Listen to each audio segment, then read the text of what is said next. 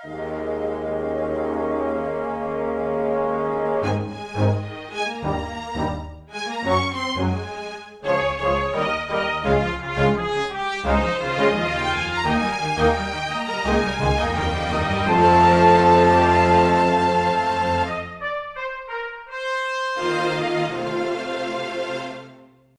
one and all, and welcome to Weekly Manga Recap. It is January the 18th of 2023, and something strange has happened this week, Quinn.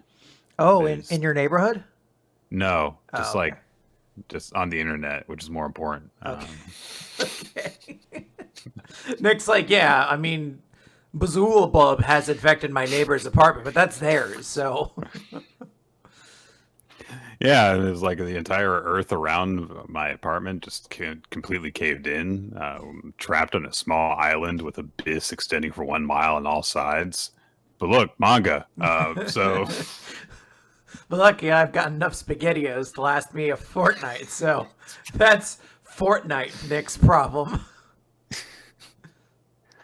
Which isn't the Nick from a fortnight from now, but it is the one who does a bunch of dances that were stolen from other people. It's the one who's in Fortnite, yeah. Which I know very little about. So they gotta be getting to you soon, Nick. They're running out of things to bring over. It doesn't matter though. Like it's like, look, we put Goku in this. Like, all right, okay. It's my favorite is when someone just makes a joke out of it and they're like, after training, learning the Kamehameha from Ariana Grande and defeating the evil Rick and Morty. Topical.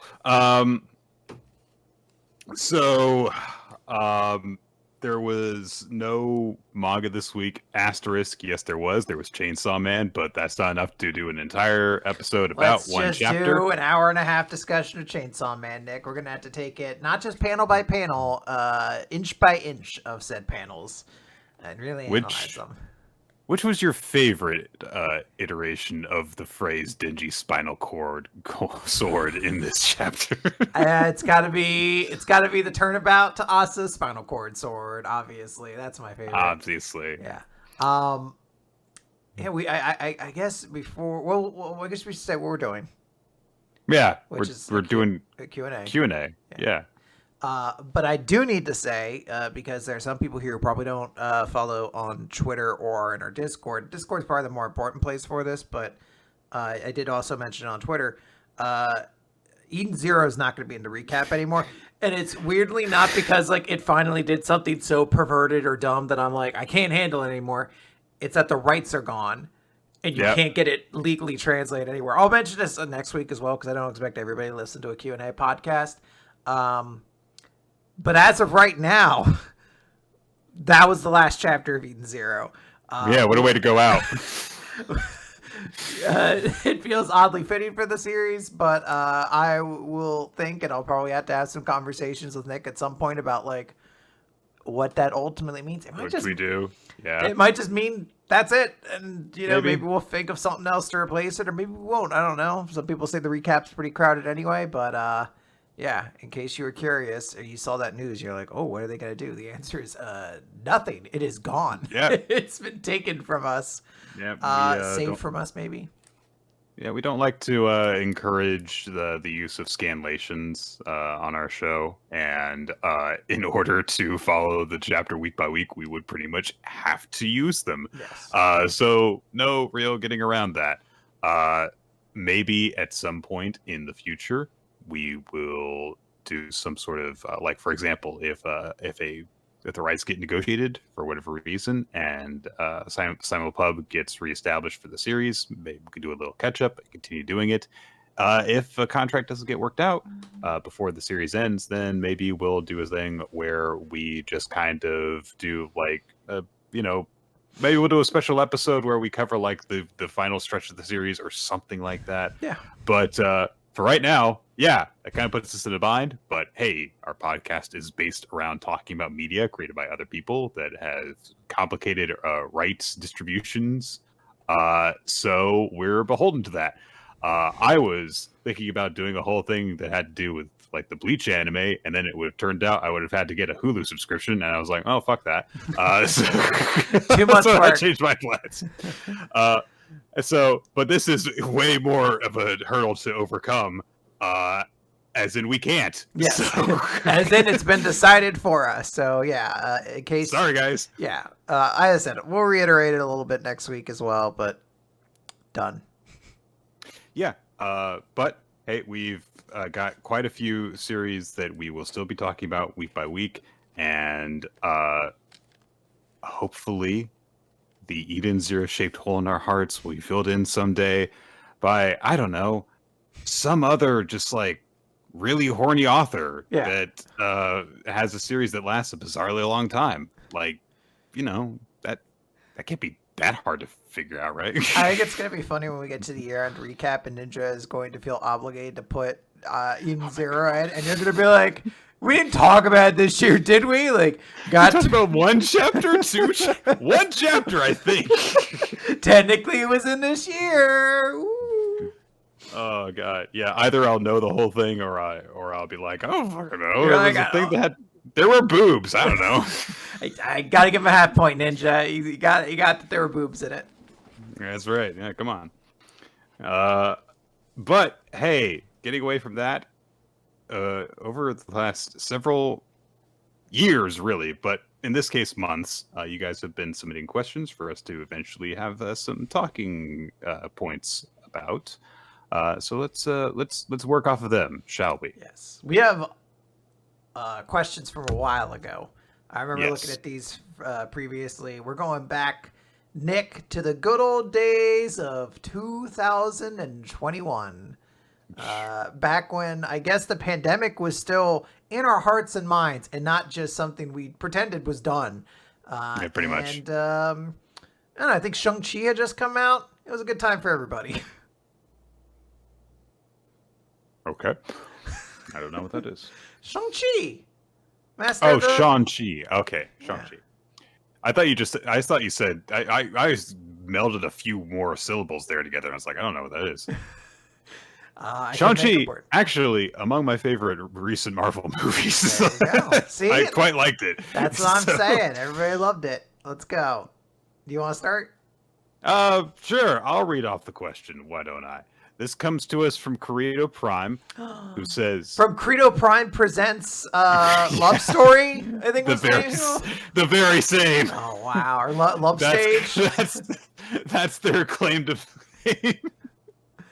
He'd want nothing more. Oh, man. Can you imagine like having that reputation precede you wherever you go? Like, how lucky you must feel to know. Exactly. Korea Prime says, I've been doing a reread of the World Trigger Rank Wars to prepare for the anime. And I started to wonder, you think these kids are forced to go to therapy as part of their training? The advantage of a try-on body is that they can go all out in training, but that also means that they're constantly murdering each other on a daily basis, and that can't be a good thing. But most of your army is in middle school. So I would say normally like we could do like kind of a joke answer about this, but I think that if there were any series that would cover the intricacies of like therapy for its soldiers, it would 100 billion% be World Trigger. I mean, it hasn't happened yet, but honestly, if it does happen in the future, once we eventually get out of the purgatory that is this test that they can't seem to get out of, then maybe at some point we would actually see something like that.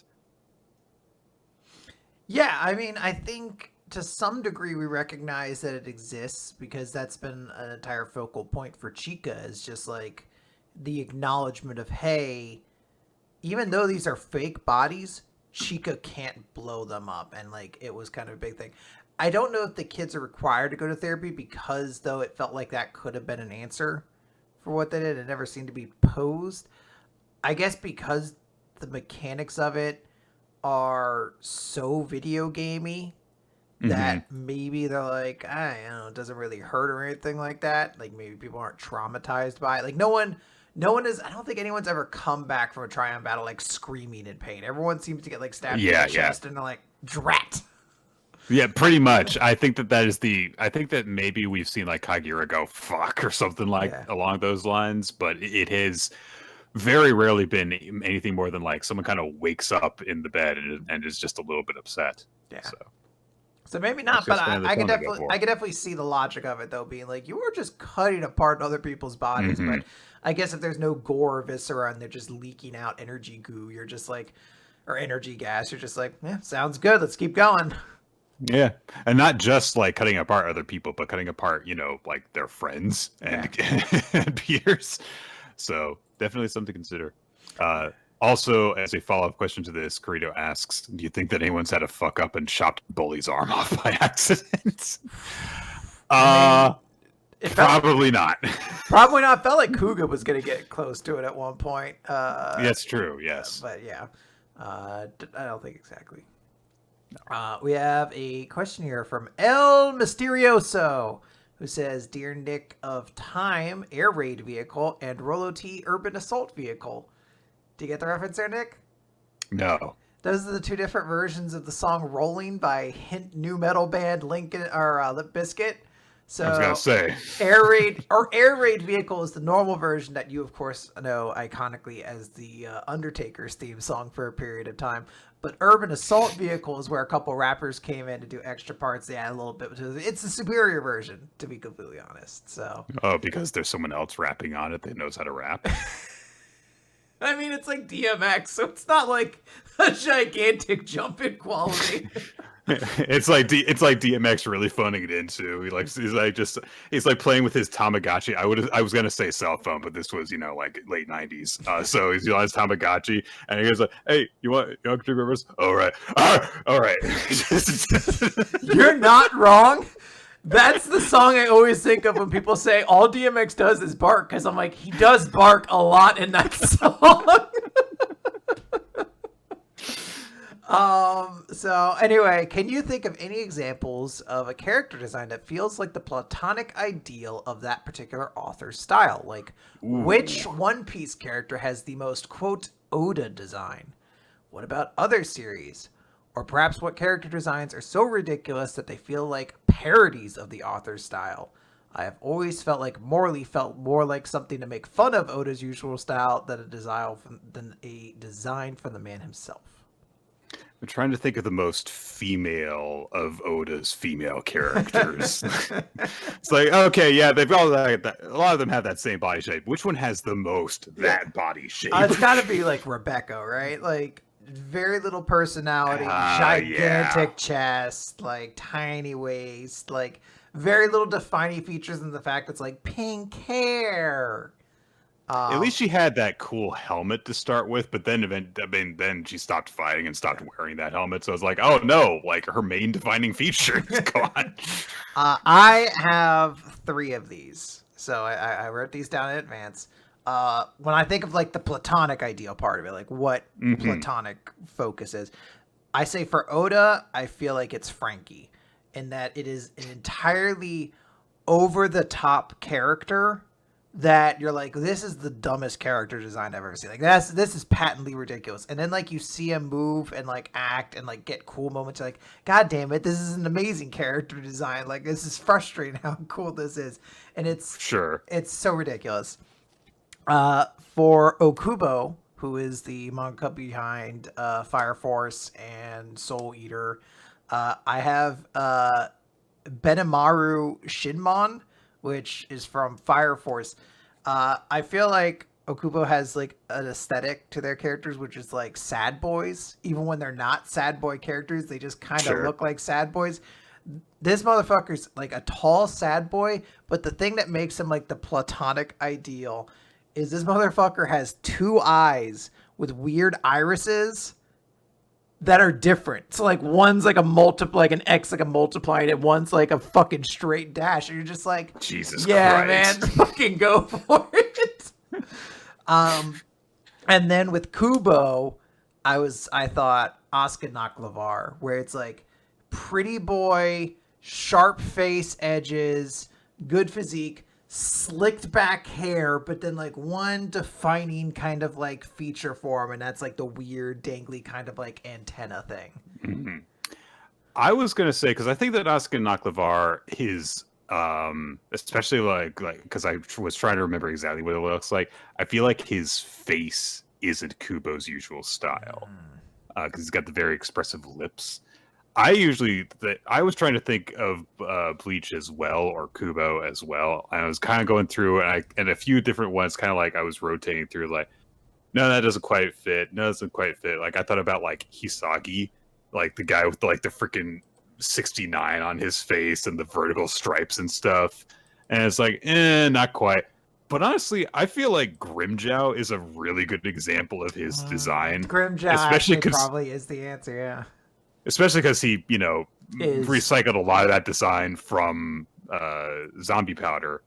But like you were mentioning it with Asuka Naklavar, like the very distinct facial tick. He's got the jawbone hanging off his face. He's got the weird hairstyle and stuff.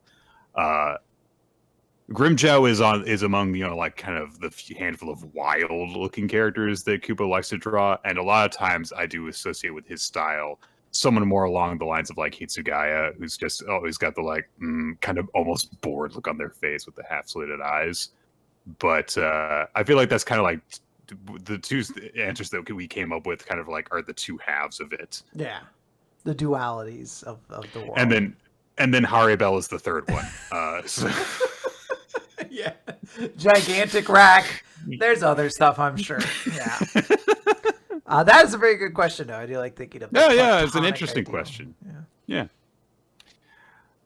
Next comes to us from Gelly Elson, which is, if you were to make a list of the top 5 series that were unfairly axed and deserve a second chance, what series would you choose? Okay. So, do you have to have like something prepped for this? Because I can try and think of some, but I have 5. I didn't realize it was a top 5, so I'm really quickly swapping these around in my head. Okay. Mm-hmm. And then I think that would go up there. Okay. So my number 5, I'm going to say, is Phantom Seer, which we covered very briefly on the podcast, and I continued to read afterwards. It was a series that was starting to find its footing and then kind of mysteriously got canceled. Its sales were actually pretty good, so it's never been quite clear. Maybe it was something editorial behind the scenes. Maybe there was a disagreement between the author and the artist or something like that. But for a series that was actually starting to find its footing and get kind of good, it felt like Phantom Seer deserved a little bit more time. It's kind of like a more dark and mature kind of like battle shonen. Yeah. Number 4, I have Neolation. I've gone on record before about how much I really enjoyed it. I thought like a kind of heist spy, tech kid story kind of would have been a really fun series. And that was another one that was really starting to get its footing right before it got canceled. Number 3, I have 9 Dragons Ball Parade. Just a good sports series that I wish had run a little bit longer, unfortunately. But it is what it is. It is second to my other big sports series of Cross Manage, which absolutely should have gotten to run as long as it wanted. It was a really, really good story with really, really good art. And I really enjoyed that one. I wish we'd gotten to see more of those, like more matches, I guess, is what I really wanted to see. Yeah. And then, of course, number 1 was obvious. It's Magu-chan. I wish Magu-chan had gotten to run for years and years. Really, really good. I'm a little bit surprised to hear you say that one, because not because Magu-chan's not great, and I would have loved for it to just continue on longer, but I'm just surprised you didn't mention at all Gaku Hote. Gaku Hote is a good one. You also mentioned like Cross Manage, which I know did last for a little bit longer than a year, but I do think that it could have been a series that could have gone on for several years. Like we were only really just getting to know like the team when it started to wind down. We have also talked about some of the stuff that I have definitely kind of a soft place for in my heart.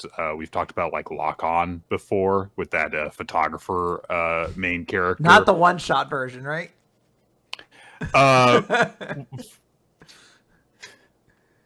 Well, the one shot was the one where he like beats up people and concludes it by like throwing his camera at somebody. I think he's also much more of a pervert. I feel. Yeah, I was gonna say he's definitely more perverted in the one shot. Right. And I had one more at least to consider. I did It's consider not coming to me right now. Rudar in the chat is mentioning Double Arts, and that was one I definitely considered. But I was like, we did Mm, get Nisekoi, I guess, eventually. So, right, right. At but least there was a bright spot to come out of it. yeah. Yeah. In an ironic sense, not like the longer that goes by with us not having it, the more I wish that Samurai 8 were around. That It wasn't good, but it was fun, yeah. our lives were brighter when it was around. I guess I would prefer that. If like someone was like, "You get that, but Boruto's gone," I'd be like, "Yeah, I think I'd prefer to do it every week, but like it's a much shorter amount, and like it doesn't trample on my memories of a series I have fondness for Yeah. so frequently." Um, Uh, but yeah, so I think that that's a good set of answers. I'm sorry if I didn't actually come up with a full top five, but it's all good. I'm a little bit more like reserved in my. Nah, I probably deserve to get canceled than a lot of people are. Oh! I'll get killed if neither of us mentions. Oh, hang on, I've got to find its name because I can't remember it off the top of my head. Well, Shit! what was It the was premise? it was the one that had the kind of fables and the extendo sticks that they. Oh, oh God, what was the name of that series? Oh, it's completely slipped my mind. Wow, I know the one you're talking about, the one with the girl who's like missing most of her limbs and everything like that. Yes. Oh, oh, Oh, fuck. it's the last Sayuki. Okay, Okay, there we that's go. Sayuki, yeah. Yes. Because I think that especially when we like right around the time that we knew it was definitely going to get canceled was right around the time it was like, oh, this is actually starting to get pretty good, and then it showed off that last chapter like, oh, that could have been really good, damn it. And it's not like it was horrible before that too. Yeah. There was some nice bits to it. It's just that didn't catch on. So Didn't catch on, unfortunately. All right, we're going to move over to a question from G. Flugel. He says, "Greetings, NFT, aka Nicholas Freeman Time Roller, and Quinn Rolo Transactions Larios. I would be sorry, but my shame has been gambled away on the blockchain for some monkey hashtag Ray PNGs." He would be into crypto. he That does would be. make sense. You both have been reading shonen manga for many years, maybe even starting while you're at the core target audience for the series. But as you've matured or at least grown older, you are now in the more typical age range of adult mentors or useless adult characters. How do you think your perception of stories primarily aimed at teenage perspective and mindset has changed? For certain things, I definitely have less patience.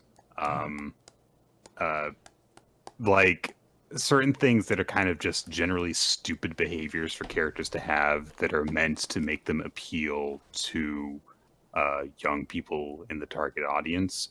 And I think that has come across for me longer than it would for a lot of people.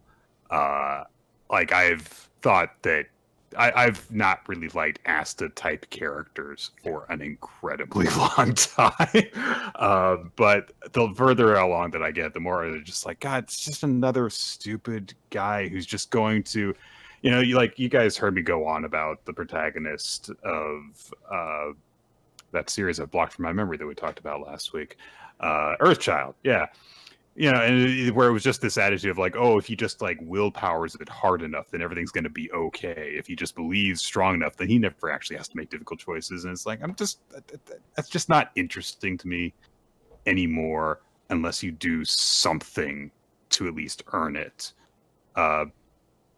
And I also find, in terms of like kind of more moral kind of things that like I get skeeved out by a few sexual things a bit more easily. Yeah. Like it's definitely like I've always kind of like had a kind of turning up my nose at certain fan service things, but when you're 16 and you're watching a 14 to 18-year-old get sexualized, you might get tired of it, but also like you don't feel like grotesque reading it. Yeah, Like, there's definitely a level of like, I shouldn't be here. I want to right. go now. Uh, so there's that, and I think that in particular might be the most pronounced way that I've actually changed, is just like how that kind of has kind of been cranked up in terms of like, I don't want to read this part of it. I'm just gonna Just skip gonna over zip that. on through to something else, fellas. Yeah, no, I can agree completely. I will say I never really connected a ton with like shonen protagonists. Maybe part of that was just being trans and not connecting a lot with predominantly male characters. But also just like I feel like male protagonists in series generally have a very sameness kind of quality to me. So I don't have a ton there, but I definitely do feel where you are now, where you're like, there's some aspects you're like, I just want you to. It comes a lot when it's like romances that characters like just don't progress because they refuse to communicate with each other. It's like the most frustrating thing is like once you become an adult and you understand how relationships are, you're like, look, I understand you have a narrative you're trying to do, but if you would just Right. talk to each other, this would be resolved. But yeah, that's just I kind of mean, where my that's mindset's. less a shonen manga thing and more just like the general media thing, Yeah. honestly. Yeah. And that's one of the things that's been really refreshing about also reading like good romance stories, not just like Blue Box, which we have nice things to say about almost every week we talk about it, but other stuff that we've taken as recommendations and stuff. And it's been nice to see. Oh, good, there are shonen manga romance stories that can be told that are good, Yes. and have more basis in like how people actually interact with each other. Yes. Um, the second part of this is also, do you think the age focus of shonen manga has changed over time, with some big series seemingly having more mature themes and older protagonists in recent years? Yes, but no. Mm. Uh, yes, because I feel like there is more capability than ever for older fans of shonen to consume it. And also, just life expectancy has been getting longer in general. But you have to keep in mind that anime and manga, especially like mainstream shonen stuff, has always been just generally popular in Japan. It hasn't just been more of a niche thing like it is in the West. So stuff like that's really popular, like One Piece and Naruto, is also popular just generally over there. And so I think that there's like just always a bunch of like older than you would expect manga fans, reading Shonen Jump and other magazines like that. I think that it is just easier for people to find the time to read it now. And so maybe there is a little bit of like just kind of the average reading age has been dragged up a little bit, but it's not because like, there's more older people like reading it. It's just easier for them to do it. Mhm. So, Yeah, I think you kind of nailed that one right on the head. all right. Well, we got some questions now from Ota, Ota! who says, "Dear Unnick and Unquin, Oh, we get to be like the unbirthday shit. We get to be like wacky now. yeah, that was the reference. Yeah, remember from fucking Alice in Wonderland, the unbirthday. I do know it. Yeah. Yes, yes, We get to like pour tea on each other's heads and shit like yeah. that. Like, cause Very that's. on birthday to you. Oh my goodness, don't you know? Yes. First question. What's something that you learned recently that you're too old to not know, such as I only truly understood the concept of daylight savings at 21? Oh my god, you're only 21. You're a baby. You have so much of the world to learn. There was something that I learned recently that did kind of blow my mind because I was like, "What is that? Why they do that?" But I only remember the feeling. I don't remember what it was. So Uh, I'm sorry. I will also apologize because I don't have an exact answer for this. All I could say is that as a person who owns a home, my life is constantly filled with me learning things I did not know about Yeah, this. Like even just something as simple as being like, how do I not know how to use a drill? It can't be that hard. And then you're like, it's not. But like for a moment, I needed to like figure out like, how the fuck do I get this fucking drill bit out? And then you're like, oh right, silly me, silly little goose. So I constantly run into it all the time. Uh, even like I guess I'll give you a better example. This one's like not quite the same because it involves transitioning, but just like makeup, I truly didn't understand it until before, and Oh yeah. I'm like, oh, there needs to be a foundation, huh? Like I don't know why. Like I've painted things in a great many scales, and like I always forget. You're like, there's a layer that needs to go on first to make sure everything else adheres to. Oh, that's Right. how novel and quaint. You're just having a conversation with yourself. Like, Yeah, as the fucking paint runs off my walls, I'm like, oh, I was supposed to. I forgot the primer. Ooh, that seems important. oh. Yeah, I think that there was something that I learned like involving like cars recently too. Oh god, I've Yeah. given up learning anything about cars. Well, just in terms of like general maintenance kind of thing, or like you know how where you have that thing where you're like, this is the wonderful thing about living in this day and age is that if I suspect that there is something even slightly wrong with my car, then I'll in the middle of driving get on my phone and be like, is something wrong with my car? And I'll be like, you need to stop driving now. The ghost is in your car. Like, no. Like I only learned like what it's like to have to have your car battery die while you're driving it. It's pretty scary. Yeah. As it turns out. Yeah, I in a similar way. Me and my entire family were driving back from my dad's place. It was like New Year's Eve, pouring rain on the highway. Our windshield wipers stopped. So my brother-in-law was the one driving, had to pull us into like that patch of grass in the middle, which was not even bumping up and down, and we just found out that the motor had died essentially. Yeah. You were just like, well, I'm glad you had the forethought to know that, because otherwise I would have had no idea what to do in that situation. Like, it is a terrifying thing. Yeah. God. No, cars are scary. Yeah, they suck, dude. I hate them. We shouldn't drive them if we could avoid it. Yeah. All right, that's second question then. Both of you choose a recap series. Undead Unlock. Now, Okay. 4Kid has returned Okay. and is dubbing the adaptation. What changes do they make? Okay. What one did you pick? I'll go with the Elusive Samurai. Okay. Undead Unlock. So I was about to say Undead is a problem, but I don't think so. You can say Undead without it being an issue. However, the fact that Andy constantly cuts his body apart is a problem. So here's the thing. He does cut his body apart, but he explains it's because he's not like a human or something like that. He's like, I'm made of Play-Doh or something like that. He's not shooting blood. They're like, what's that? They make it clear. They're like, human body is like 97% water. He's just shooting water at people. Like really fast. And it's part of the process of turning in to Play-Doh is that all the moisture has to be jettisoned out of the part of his body. Exactly. I'm starting to think Billy can't use a gun. Right. So instead, the 6 shooters are like the 6 faces on a dice or some shit like that. Something that doesn't make sense at all. Who else really would be like a big problem for that series? Shen would be fine.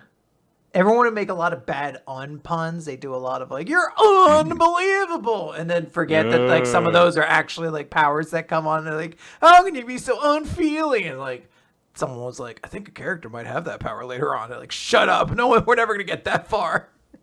And the unknown from Pokemon show up too as part of a promotional crossover event. That'd be so cool. Yeah, I think, and obviously there's so much you'd have to censor.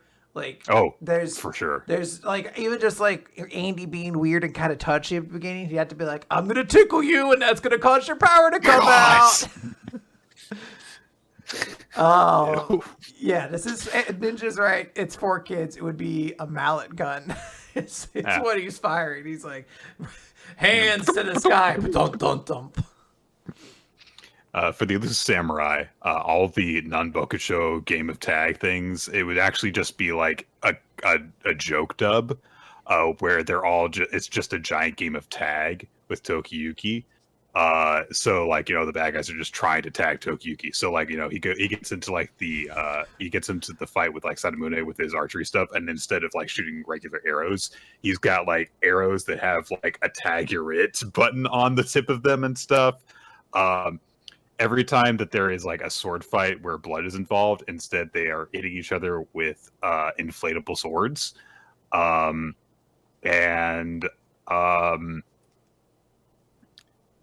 all of the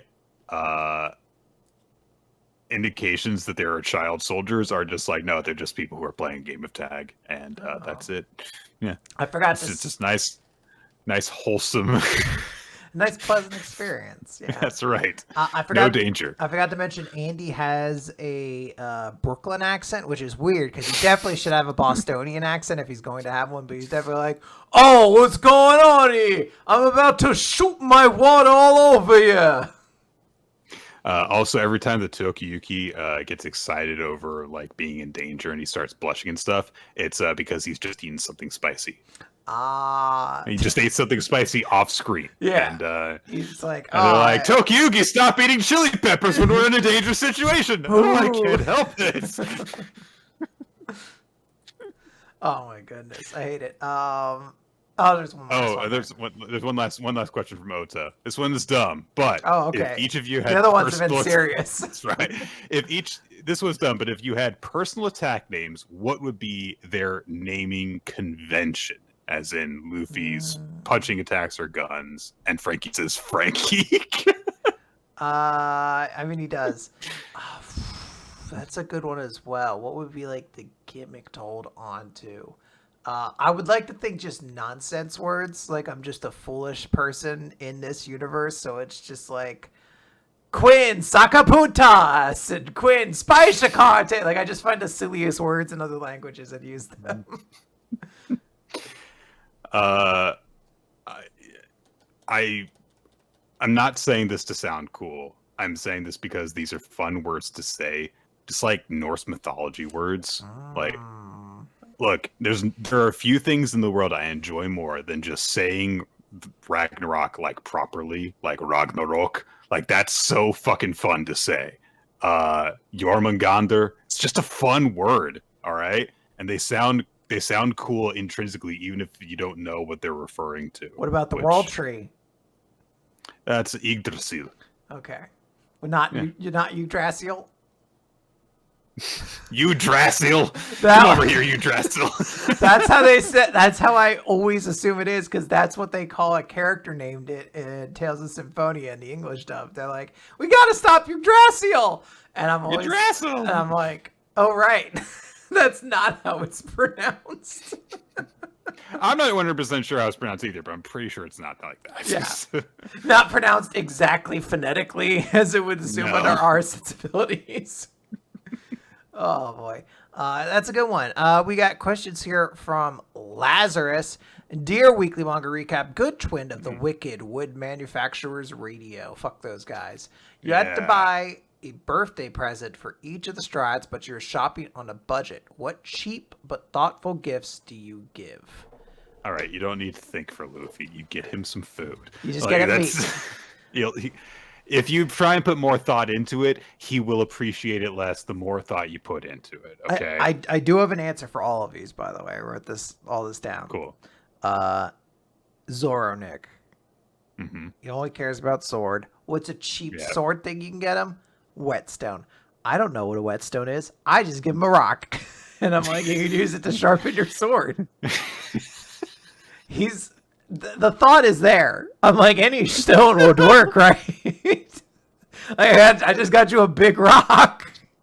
I like how you start off with something really nice and thoughtful, and you're like, yeah, but I don't know what qualifies a whetstone. So here's a rock. Well, I feel like a real whetstone's probably expensive. Like, I feel like if you go, it's like $100 or some shit like that. I'll buy whetstone. I want to see. Yeah, that shit's like fucking $30. Well, that's It's not that much, Quinn. That's not that much. But that's for kitchen knives. Zoro has a masterclass caliber sword. He needs a nicer one. That's why I gave him a rock. Nami, I got a basket of tangerines because she likes them. Aww, yeah, that is a very thoughtful gift for her. Yeah. Because a lot of people would just think just give her money. It was like, yeah, well, this would be sentimental. Usopp gets some Orbeez. You know, those little orbs you dip into water and they expand. Because you can use them for like ammunition, but also for pranks, and he does love his pranks. Yeah, he would think of them first and foremost of like, oh, look at the way they entertain the children and stuff. Yeah. I think he would enjoy it. And those are relatively cheap to buy, so I think it would work. Sanji, some seasoning mixes. I like to think our world has different like tastes and cultures than like his necessarily would. And as a chef, I think he would deeply appreciate like you can get seasoning mixes relatively cheap at a store. Just be like, here's some spices that you might enjoy, and he would love them for his cooking. Chopper gets cotton candy because he loves. Look. It feels like that's like mean, but he does. He fucking loves cotton candy. He loves that shit, and that's cheap as shit. It's just sugar. It is insanely cheap. Yes. Yeah. Robin. The way I phrased it isn't great. I just wrote some weird used book, but I would actually put work into finding a book that's used that I feel like she would find interesting. I really would. Go to like the thrift shops or like the library to see if they've got some books that even they don't want. Yes. Frankie. I didn't think this one through. I wrote down a USB full of video game ROMs. I don't know if he has a way to play them, but I do think he would greatly enjoy having all of like the Super Nintendo game catalog to play with. I feel like he would enjoy that. Or just like get him some technology that exists in our world, but not in the world of One Piece. But it has to be on a budget though. Like, what technology am I buying him? I don't think that they have USBs, so that might be good. Yeah, he could build it. I feel like he could, and then he'd love. Because I'm like, what would an American child love? Because that's what Frankie is at heart. And I'd be like, fucking a shit ton of video games, especially if you've never seen them before. Yeah, he'd go crazy for it. Brooke. Easy answer, of course, is like a pair of panties, but that's kind of weird. Like there's implications there I don't really want to get into. Implications? Yeah, well, I would implications. Well, I would assume I'm buying it, but I don't want him to think it's like from me or anything like that. I would just be like, there you go. So instead, I think of the deeper issue here. I'm like, why? Because Brooke does not strike me as like a real pervert. Like he's just lonely. Like he doesn't know how to react. So I give him the best gift of all. www.pornhub.com, and I'm like, you could just type in whatever weird shit you want, buddy, and like there's no one being harmed. I'm giving you the gift of near infinite amount of content for you to greatly enjoy. Like this is my gift to you. You don't have to ask people for their underwear anymore. You could just type in whatever fetish that is. I don't even know what you would call it. And I just want to imagine that Brooke uses it exclusively to like view and listen to the non-explicit content, because there is legitimately like a lot of non-sexual stuff that is put on Pornhub because it's a media sharing site. So you just like, oh yes, this podcast where they discuss the blue-footed booby. What a funny name! How delightfully city. And then Jinbei, of course, the dad of the crew, always a challenge to shop for your dad. I got him a tie. I was going to say a Hawaiian shirt, because clearly he would like that. I ran out of time. I just got him a tie. But he's okay. He's the dad of the crew. He's happy all of his kids got fun gifts and pornography in one case. All right, we've got multiple other parts to this question, so let's, I guess, keep it going. Oh, right, this is me. Sorry. Sorry. You, yes. Two, there are a few famous examples of you two turning around on certain Jump series, and while it's hard to predict what exactly will do the trick, what changes do you think can be made to your respective controversially disliked series, Sakamoto Days for Nick and Mission Yozakura Family for Quinn, to change your mind on them? I don't know. Be better. Ouch. Jesus. Nick is ruthless when it comes to that series. I'll tell you. I'll list off the set of things that I don't really like about it. I don't care for the art style. I don't really like that kind of the unspoken joke about Sakamoto Days is just that the protagonist is just kind of fat. Like I feel like that's kind of the joke that's inherent to it. Uh, is that the super cool assassin guy? Oh, he got fat, and now he does super cool assassin things, but he looks silly. It's like that's not really funny to me. Um, I would like the presentation of his character to be more consistent. Like, if you want him to talk, then talk. If you don't want him to don't want him to talk, then don't have him talk. Instead of this like weird half-ass thing where like sometimes he speaks in thought bubbles and sometimes he doesn't. Uh, I would like it if I don't know, the characters were just generally more likable. I would like it if it's hard to me to define this if it were funnier. Like, how do you like decide what's going to make something funnier because it's entirely a subjective thing. Yeah. So It's not controversial. I dislike Mission Yozakura family. Everyone agrees it's bad. No, I don't think that's even controversial because we covered that series for quite a while and we kind of like laid out why you don't like it. Yeah, so I will say this: if someone's like they're like how you get to change it however you want to make it so you would enjoy it, I wouldn't change anything because like I have simply accepted the fact that it is not a series for me. I have read a great portion of the series. The relationships don't do anything for me. I don't find anyone's emotions towards each other believable. The series goes a little too big, too frequently for me to be able to enjoy it. I don't find anyone particularly like super compelling or interesting, so there's no one for me to hang my hat on. And I don't mean these as flaws of the series. It's just not for me, which is fine. That happens. We know people who don't like One Piece and people who don't like Undead Unluck and people who don't like, Naruto and all these sorts of things. But sometimes series My Hero Academia, yeah. Sometimes a lot of people don't like some of this because we cover like 10 series on the show. Yeah, so sometimes things just bounce off people. I think that's just this case for whatever it is. I don't vibe with Mission Yozakura family, but I wouldn't want to change it because clearly a lot of people do. A lot of people love it in its current form and think it's one of the coolest things that's like running and jump. And I'm happy that they have that series, and I wouldn't want to like deprive that from just so I could like massacre the series so it fits more to my sensibilities or whatever. I don't. I don't think I have like an exact answer there. Otherwise.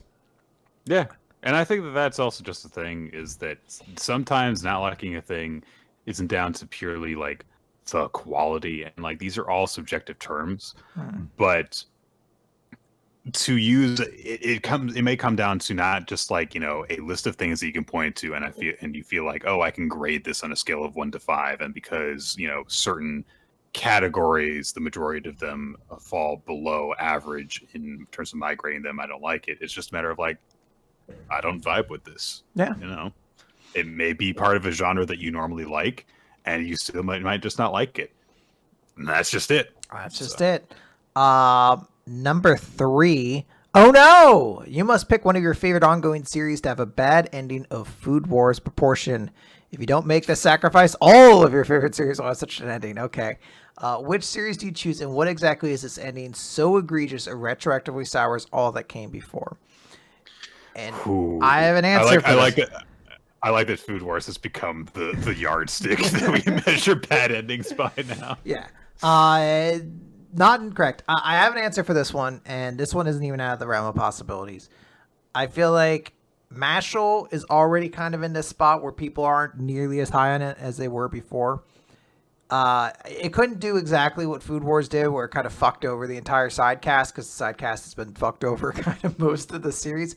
However, if the rest of the series was just a bunch of like serious battle chapters, like I'm talking like very few jokes, if any, just serious mash fighting people, and then just ends, I feel like everybody would be like, yeah, Mash will kind of shit the bed. Like that was kind of a really big disappointment or whatever.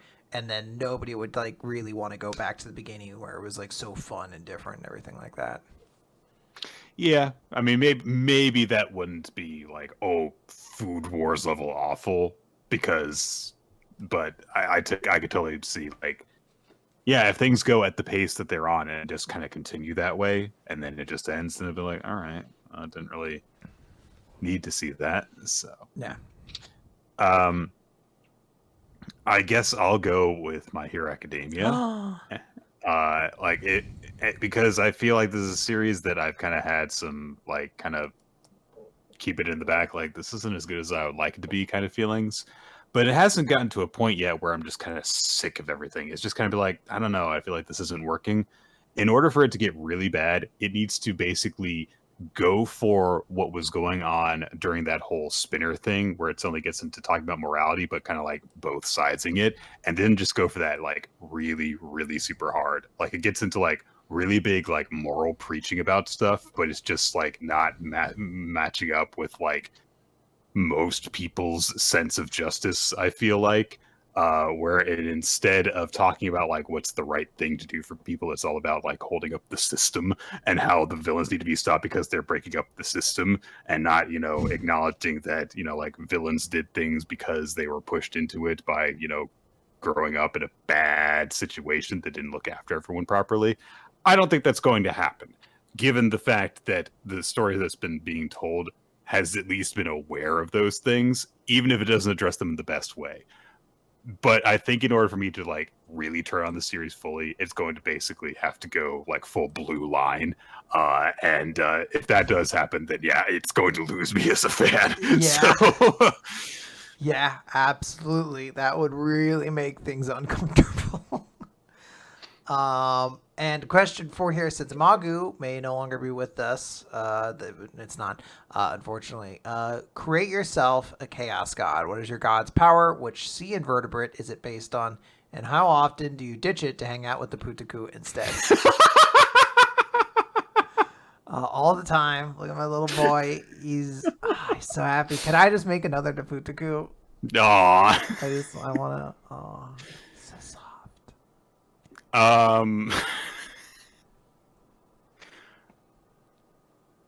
Mine is named Kukubalayan. It's the sea cucumber chaos god. And it just makes people like disgusted with themselves whenever they come across it.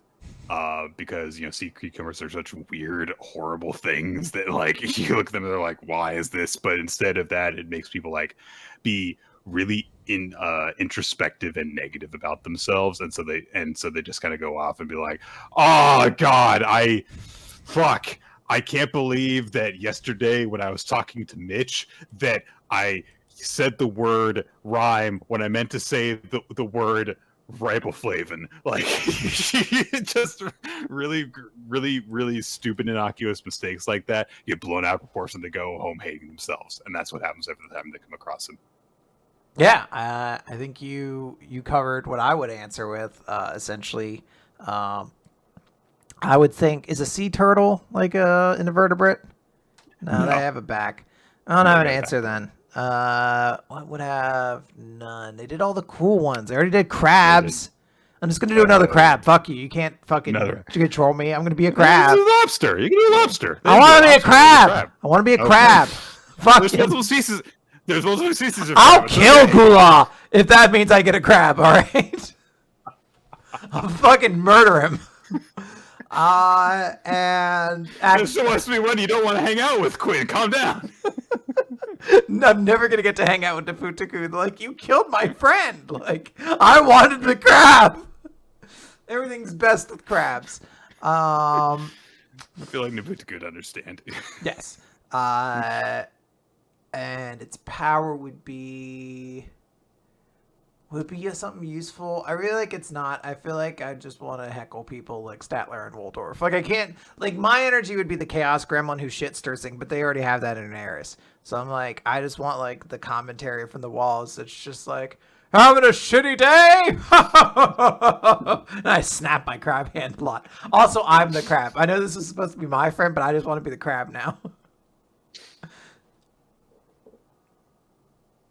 Well, yeah, then you get to create your Chaos God and hang out with them. Yeah. Oh my God, that's the best. Yes, that is. Right. That is what I'm going to do. Let's do a couple more questions from Ota, who says, "Dear Nik Putaku and Unerquin." Why did I get the bad one? I got the bad one. That one. Feel bad about that. When the 5 rings of skill combine, they'll summon Captain Manga, who's able to make your ideal series. What powers do the rings give, and who wields each of the 5 rings of skill? So an example here would be Mashima, where it's the ring of speedy output. Yeah. All right. So I did this, but the way I did it is less like, I mean, it kind of even in the example, it's less of like a power being given to somebody and more like somebody who kind of already has that attribute. Right. So I took that and I took 5 people. So I have interesting world building from Oda. Sure. I have sort of mechanics / philosophy from Ashihara. Someone who cares that much about the rules of their world. And I guess also I do like sort of just the general thought process that characters go through in that. The humor, particularly in this case, dark humor of Fujimoto. That like Chainsaw Man is making me laugh so fucking hard recently that I'm like, yes. This is probably my controversial pick. The distinct character designs of Shunseki from Food Wars. Because I think, among all things, that is a cast of characters who all are like normal ass kids, and they all generally have very distinct designs. Now I know Shinseki, when he's drawing other people's characters, they that's where some issues could arise. Look a bit start to look a bit weird. They start to all look very generic. But I feel like in this case, this is a situation where like cool aesthetics can be created. And also, I didn't create someone. I didn't give a ring that's like no perverted shit, you weirdo. But I'm assuming this is my universe, and like I have some say in it. So like he has those designs, and there's female characters, but they're not like weirdly perverted or anything like that. And then finally, I have the pacing and thrills of Yoshifumi Tatsuka, the Undead Unlock author, because someone needs to rein in. Like, especially the top 2 on this list of people who are like brilliant writers. Please. I do not know how long I am on this mortal coil. I would like to finish this. You need to get to the fireworks factory, and Undead Unlock has shown that you can just stay at the fireworks factory forever, apparently. Okay, yeah. I like that, yeah. I'm just gonna give my second to that one. Fair enough. G Flugel has questions here. G Flugel, Nik Quinn, no time for funny nicknames. The worst has happened. Weekly Shonen Jump exploded, and all the other manga in the recap also suddenly ended because of several scandals and tragic events. Hardened, that never happened. Hardened by this catastrophe, you replace your colorful beanies and oversized lollipops with top hats and cigars. Deciding to no longer be children and rebuild WMR with new adult-oriented manga like seinen and josei only. On the premise of picking only 4 ongoing series, but all of your choices being immediately localized, how would you build the lineup for this new Adult Manga Recap? Pick only up to 4 series each. So, 2 things here. 2 things. So I don't know enough like regularly ongoing like seinen or josei manga to like have picked 4 exactly. I did pick 2 that I know are still ongoing. Vinland Saga is ongoing. Yeah, so here's the 4 I have. I have Vinland Saga. I have Dorohedoro. Okay. I just put an Urasawa manga. I think he is writing something currently, but like I'm playing in this idea that this is something we're just experiencing weekly. This is like kind of magical or something like that. So like theoretically this could be like Monster that we're reading week to week or whatever. Not week to week. I don't know if it came out exactly like that, but like on our regular episode kind of thing.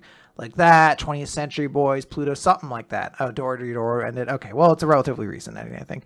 Maybe it's not, I don't know. But then I was like, I need a josei. So I searched up joseis. There's really only one I recognized, and I was like, look, obviously we wouldn't know going into it, but there would be a certain enchantment. And like we all remember the very fun and iconic moment when we discussed it, obviously, is like a recap. But there wouldn't you want to see that in real time when Nick and I discuss Usagi Drop week to week, and then like 1 week on a dime, Nick's like, "What the fuck is that?" After years of covering it too. You're like, "Yeah, this series has been great. It brings such a joy to smile on my it's gonna be face so every nice week." to say goodbye to this. Why is she still fucking wanting to fuck her dad? What the fuck? Are we still on this point? Why is he not sending her to therapy? I think there would be some joy in that. So that's how I've created. We need to change the name. Adult Manga Recap sounds like we review pornography. No manga recap. I feel like I'd be more comfortable covering pornography than doing Usagi Drop week by week.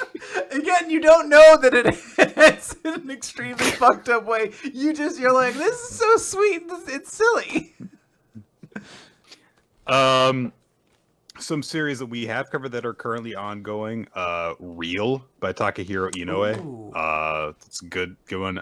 We also covered Kingdom, and I feel like that's actually a very good, like, if we were caught up and would cover it week by week, that would probably be like the most us kind of thing to cover. Golden Kamuy, I'm quite a big fan of already. So I think that'd be a pretty easy answer as well. I can't think of a fourth one though. So. I guess depending on your justification, maybe JoJo stuff counts as seinen now. I'm not 100% certain. It's changed the magazines, but yeah, I think there was a good lineup right there. Okay, that was me. You're good. Yeah. All right, awesome. So next question from El Misterioso. Oh, they're so mysterious. They could be anybody. Dear Nick F. Roar of Time and Rolo Palkia? Who cares? Gen 4 stinks anyway. Good news. An eccentric billionaire, gotta kill him, has charged you to create a musical based off of a manga, or a manga arc. What manga or arc do you pick? And most importantly, you need a song for each of these categories. For the musical based on the manga, or manga arc, okay. You need an intro song, the song to let everyone know what the deal is, such as in the Family Madrigal. You need the earworm / banger. You need the ballad. And finally, you need the showstopper. Okay. Bonus points if you compose an actual song for each one. Including a full orchestral performance. Did you have one prepared? No! All right, gentlemen, come in. I think that I would just be like, you know what? You get to pick all the recommendations from now on. I just lose every contest. Like, I'll never doubt that. Never doubt it. I have this one ahead as well, if you would like some time to think. You want me to come up with music? I don't know how to make music. You don't have to write the song, I'm sure. You just have to give the examples. This is a bad week for me. This is a bad week for me to raise this objection of I don't know how to make music when last week I made a parody song. Yeah, fucking Lin-Manuel Miranda, get out there and write something. It says bonus points if you compose an actual song. You don't have to write the whole song. You just have to give an example. So I would do Undead Unluck. And there's like an intro song of Fuko meeting Andy. Maybe it's called like Undead and Unluck or something like that. And they sing about their problems. And it's like got like a good juxtaposition. Like hers is very like wilty and like nervous energy, very anxious. And his is loud and bombastic as they bounce back and forth. And then there's maybe like a medley in the middle. I'm sure that there is a term for that. I don't know it. I don't know it either. I'm a dumb person. I'm sorry. My earworm is Apocalypse, who's going to explain the quest. He's just like, hey, my name is Apocalypse, and I'm here to explain the quest. It's better than that. He has a better voice than that and all sorts of stuff. But it's like, this is like the whole world is opening up before them. And it's like, oh my God, this world is crazy. The ballad is a ballad to spring. When it starts off with just kind of like Fuko singing it as like spring starts to disappear and like spring's vanishing and all the people stop being trees anymore, the rest of the cast, and then they join in as kind of like this crescendo towards the end. And then the showstopper, because this fucking musical is brutal, is to a new loop. The showstopper is literally the cast singing together as they protect Fuko so that she can prepare to go into the new loop And that's where the show ends. You're like, I hope it works out, but you'd have to stay for part 2, which we haven't gotten to yet. But the showstopper in that one would definitely be Void, just talking about how cool he is. Nice. Yeah. Okay, so this is going to be a more boring answer by comparison, but fuck it. I would go with the school festival arc of My Hero Academia. Okay, that's because it's already half musical anyway, and so this will make my answer easier. The introductory song is like just a kind of like introduction to just like the school festival. So it's like a very long like we've got 20 people in our class and each of them gets a single line except for the main characters like Deku and Jiro for the plot of this musical. The earworm banger is a duet by La Brava and Gentle. Ooh, They I talk like about that actually a lot. their big intro where it's a montage of them causing hijinks and filming them and stuff, and it's kind of like the Team Rocket kind of songs that you see in a lot of musicals where the Team Rocket song is always the most fun. The ballad is after Deku has like saved the day by defeating Gentle so that he's protected the festival and stuff, but he's like got to run back, so it's the big emotional thing of like, oh, I've got to make it back in time kind of thing. And then the showstopper is Hero 2 because you don't need a different song. That one's already great. Hero 2, you can be a true hero. True hero. I know all the words, Nick. You're pretty close. Yeah. Excellent. I would like to see both of these produced immediately. I don't know what eccentric billionaire we're getting. I hope it's not the bad one. Yeah, they're all bad. They're all bad. But like maybe there's most of them are. Yeah. Well, no, all billionaires are bad, Nick. That's a statement I'm making. Some people right have briefly been billionaires and then actually given away all their money. That's the true eccentric billionaire. Nope. I have a firm point. If you were ever a billionaire at any point in time, you're my enemy now. All right. So Tony Stark, we're coming for you. Yeah, I'm coming for you. I'm coming for you, Tony Stark. Fictional dead character. I just find his stupid little floating arc reactor on the water and just start punching it. I'm like, take this, you jerk.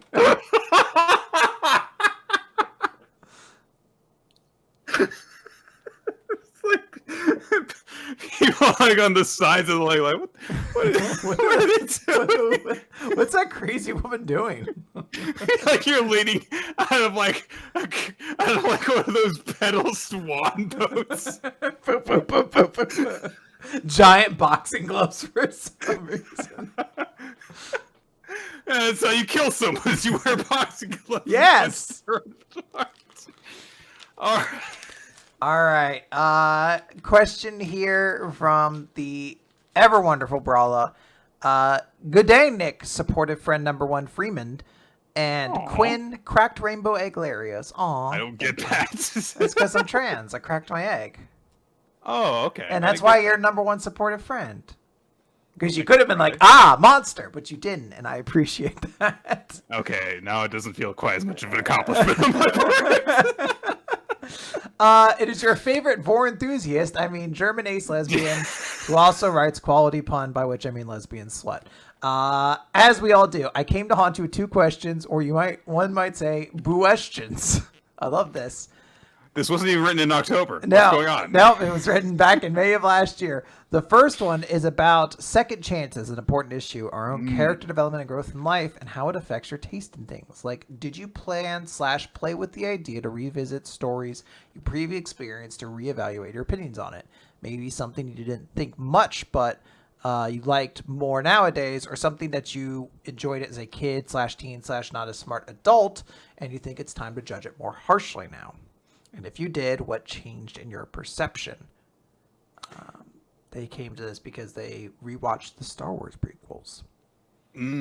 Yeah, which in some ways are just as bad as you remember, and in a lot of ways are actually like, they're well-made films at least. Yeah. They certainly don't just all have Palpatine come back. He's in it through all of them. God, oh, geez, that is... Oh, it's a bad movie. I don't have time to get into how bad that movie is. I think that there are definitely some movies from when I was a kid, because like I like rewatching like kid movies with Nicole uh, all the time. We love watching like Disney movies and stuff, and there are definitely some where it occurs to you like, okay, yeah, this is just like a well-made movie. Like no wonder as a kid I wanted to watch it over and over again. It's just a well-done movie, even if like it's not one of your favorites the next time you watch it. Um, I am constantly blown away by, in particular, like how good Beauty and the Beast is. Like that's just a freaking magical film that it's like, how is this so good? Um, whereas like I think that there are definitely some movies that, as a kid, you watch and it's like, well, I'm a kid, so I watched it, and it's like, I don't know, maybe just because it was a Disney movie that my parents took me to see, it wasn't good. Won't name any, Yes. but um, and in terms of like re-examining some, uh, I will say that um, I actually kind of look forward to revisiting certain things that I was kind of milquetoast on. Like for example, quite a few people, especially people who were a little bit younger than me when it came out, really like Atlantis: The Lost Empire and Treasure Planet. Stuff from that era of Disney, like as it was going downhill, but before it completely was just bad for about 5 or 6 years. And I know that I'm like referencing Disney a lot, but I feel like that's a really good timeline of like when I was young, I watched this, and then when I'm older, I still watch it, kind of thing. Uh, I actually really like watching those kind of things and re-examining them after not seeing them for a while, and then just seeing like, hey, was this fun? So I know that's not really naming a specific example, but I just say that I like doing that in general. I like re-experiencing something that's familiar to me with fresh eyes, even if I end up disliking it more than I used to. Because then you can kind of think to yourself, like, well, why doesn't this work? And you kind of understand it better because, you can articulate it better. Mhm. Yeah, I agree. I think it's weird because there's a lot of stuff that nowadays I look back on and I'm like, well, that wasn't as good. But I also kind of like look at it in the sense of like, that's fine. A lot of the content I consumed as a kid is kids media, which like I kind of feel like there's like a different scale you judge it by. Not to say that like kids media shouldn't be like elevated and try to be more than what it is or anything like that, but just a sense of like, Power Rangers, for example. I'm like, what a silly show with such silly premises and everything like that. And I'm like, I just kind of accept that's what it is. And then like Mm-hmm. there's like an enjoyment that still exists there. And one of my favorite things just recently has been revisiting movies that I watched, like more like in the last like decade/15 years. So not like kids movies, but like I rewatched, for example, like Don John recently, a movie that I really liked in like 2015. But I was like, is this movie as good as I thought it was? And in many cases, they weren't. Like I rewatched the Kick-Ass movies, and I'm like, Kick-Ass 1's pretty good. Kick-Ass 2, not so much. Not sure why I bought you. Warcraft, why did I buy you? And then I was like, oh right, I got free Hearthstone packs when I did it. So that was Ah. understandable. It was worth more than the price of what I paid for those packs. Or it was less than the price I would have paid for those packs. But a lot of it has been like movies I've been like looked at again. I'm like, these are good movies. And then like after rewatching them again, that's where I can have like the confidence to be like, you can stay in my collection. Like I like you. I think there's definitely going to be a point in time where I'm going to want to rewatch you again or something like that. Hmm. Interesting. Yeah. Brala's second wonderful question is about missed chances.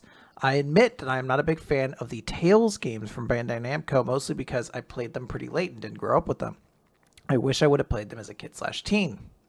So, did you regret not having experienced a certain manga, story, game series not until later in life and not liked as much as others, or to be part of the fandom around it?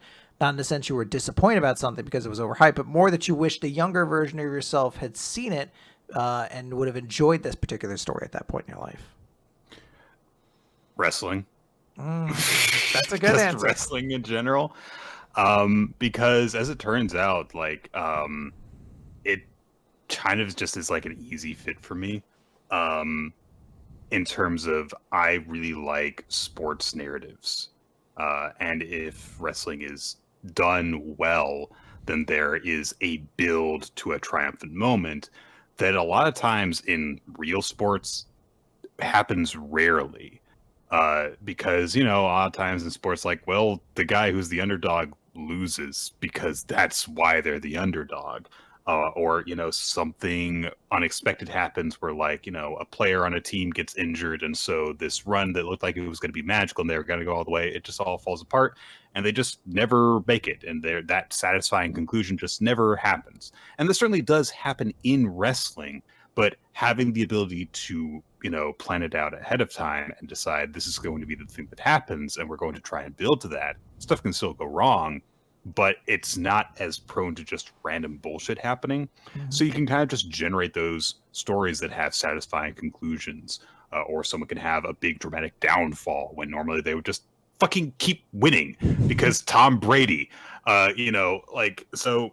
Now, hey, let's not pull away. We got the best narrative we possibly could out of Tom Brady. The man is like a touchdown machine, wins everything, decides, hey, I'm not going to hang it up. I'm going to go for one last ride. Fucking explodes his marriage to like a beautiful supermodel and then proceeds to just get shit stomped the rest. Just fucking massacred. Limps into the playoffs just to get shit stomped one more time. And then get kicked out. That is like a Greek tragedy that we never knew we deserved. Yeah. But anyway, getting to the point, like, there was a moment fairly early on, when I was dating Nicole, where I showed her this show called Robot Wars, that was like originally broadcast in the UK, and it's just like these home-built machines, and they fucking have them fight each other like remote control cars that have giant buzzsaws on them, basically. And she saw how much I was getting into it, and she's like, and no wonder you like wrestling. And I was into Robot Wars when I was like 10. So just the idea, like, how did I not realize what a perfect fit my personality was to get into wrestling until I was 22? I was graduating college when I got into it. Like, I don't get that. I absolutely see where you're coming from, though. Like, it is one of those things. On a weird tangential note, my friends and I, when we were kids, really liked Robot Wars as well. We started building a robot because we wanted to compete. Hell yeah. In it. Our robot's name, Aftermath, which is kind of a cool name, except when you think about it, you're like, wait, wouldn't that imply our robot is the one that gets destroyed if it's the aftermath of the battle? We didn't think that hard about it. We were just like, that name sounds cool. Yeah, it's a pretty cool name. That's all you need. Yeah. There's a ton of them. There's a lot of stuff that, like, I wish I had experienced a little bit older. I wish I had experienced the Final Fantasy series before Final Fantasy X, because while I love 10 and it's probably my favorite because it's my first, I do think that like there's a part of me that's like sad that I didn't get to like play those games when I was like a younger kid with like a lot more energy and enthusiasm. And then when I did start playing, all the ones that kind of came out afterwards were ones I enjoyed less and less or were MMOs. So I've never finished a Final Fantasy, and I feel like that's a franchise I would enjoy so much more if I had like played it as a kid and like really had just like a lot to hang on my head about it or whatever, and that's, I don't know, I feel like that's true for so many things. Star Trek is another one, and I'm like, I would have probably enjoyed this as a kid. I wish I had waited till I was 33 years old to start watching it. I will also say that on the flip side of it, in terms of something that I wish I had not experienced till I was a little bit older, there was a Sega Genesis game that my dad had called Phantasy Star 2. Ooh. And I could not, for the life of me, when I tried playing it as a kid, figure out how to fucking play it. So I just kept on dying. And I feel like that kind of put me off of trying RPGs in general. Video game RPGs, I should say. I came from a D&D playing family. I've been doing tabletop RPGs since I was like 8. But in terms of doing like, JRPGs, that kind of thing, I did not like really get into that until I played a little bit of Fire Emblem in college, and then I really have not gone back to it very much. I've played some Pokemon, and that's basically it. And I feel like I could enjoy a lot of those RPG kind of games, but I just feel like I'm not really wired to it because I didn't really get into them as a kid. Yeah. I never gave like stuff like Earthbound a try. People talk about how like what a great game Undertale is, and I'm like, I don't know. I don't really have the patience to play that kind of game. I think that maybe if I had, played a game that I could figure out how to work, maybe if Pokemon had just been my first RPG, then maybe I would be a little bit more predisposed to trying them out. But who knows? Yeah, no, I can agree on that. I think I consider myself fortunate. I think Pokemon was like my first real official RPG. I never played Phantasy Star until much later. Technically, first Phantasy Star was Phantasy Star Online 2, which was my first MMO, I think, potentially. I'd have to go back and check. But yeah, that definitely does color your perception. Like, even to Pokemon, I couldn't figure out how to leave my house in the original Pokemon. You just had to like push down on the carpet to leave. But I thought you had to hit a button to open a door. And I kept pressing. I was like, what the heck am I doing? I almost quit playing Pokemon because I was like, I can't leave my house. And I just accidentally hit down. And I was like, oh, you just you keep hitting the direction down. Because I'm used to like always playing like platformers where like to interact with something you had to hit a button or whatever. Sure. That's crazy. Yeah. Good questions. Right. Thank you so much, bro. Yeah. We got a question here from Corito Prime. It says, "Hello, Quinn and Royalty." Aw, it's me twice. I love it. That's a callback. If there ever was. I've been getting more into model kits painting, and other than some random repaints, I've so far painted the original Gundam in Megazord colors, a Grunt unit in Blastoise colors, the main unit from the last main show in Voltron colors, its upgrade from pink, and its final form on Imperial Dramon colors. So now I'm looking for inspiration. What's a color scheme I should try out on a random model kit? So I'm bad with this. When I paint things, I paint them in hideous fashions. I don't have my nails painted right now. Yeah. But if you look at my Blood Bowl models, I usually just went with whatever aesthetic kind of called to me.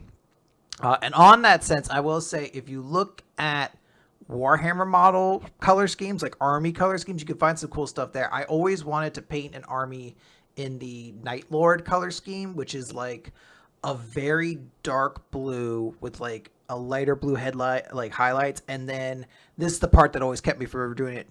You like paint very small lightning strikes across like some of the armor panels. And that has like a very cool midnight blue with this like pop of lightning aesthetic. But the lightning would be so fucking hard to paint. I can't even, I like just looking at it makes me like anxious. And then also their official art is like kind of a more purple blue, like midnight blue, and then like steel gray paladins. Like there's some cool stuff there I think you could find. Whenever I would color things, when I was younger, I would just go rainbow patterns, just like fun colors. You were always an ally. I guess it's just like fun colors: purple, red, yellow, orange. Woo! Just use all the colors that are in my marker box. But nowadays, I feel like my aesthetic is pretty easy to figure out. I like black. I like black with simple combinations to accentuate it, and that doesn't necessarily mean dull. I think that you can do like, if you have a really strong blue to offset the black and then like a silver in there, it's got a nice cool aesthetic. But also like if you do like red, yellow, black, makes it really pop. Yeah. Alpha Legion is also a really good one for Warhammer. That's like a teal that like will often have like purple accents and things like that. Also from Corito Prime, 2 questions in a row. They asked us 2 months apart though. It's okay. The first season of the One Piece Netflix series has become the biggest critical and financial success since Hot Bread. I don't know what Hot Bread is. Yeah. But I'm excited. And as a result, in an effort to improve the series, they have invited the 2 of you to appear in the series to play any one character you want. So what role would you cast your co-host as? Oh no. Ooh, that is a good one. There's a second question here we'll get to. But for Nick, I thought about this. I tried to put a lot of thought. So I feel like Nick is a particular kind of energy. And like I mean you can say that. Yeah.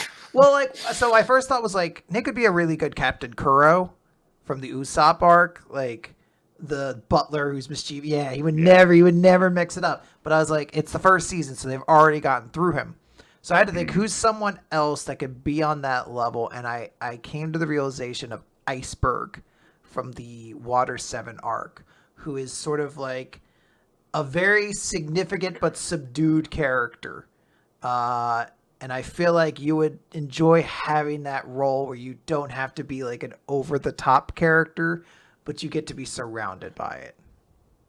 I do not even remember anything he did. He's the one who repaired the Going Merry so it could make it back to Enoslavia Oh, and save the okay. crew. All right. He was like the shipwright who would become like a businessman, and he repairs the ship as one last kind of act. And he's like the mayor. So I just kind of get to be there with the Straw Hats and just kind of like, all right. Iceberg's a very cool character. You just don't have to be like super silly. Like I feel like you wouldn't want to. Wouldn't want to compete with that energy. No. Like it might be fun every now and then, but it'd be like, God, I've got to do take for take. You can do it in so exhausted. You can have all the bloops you want, but like when the finished product's on screen, you get to just be natural Nik level energy. Yeah, sweet.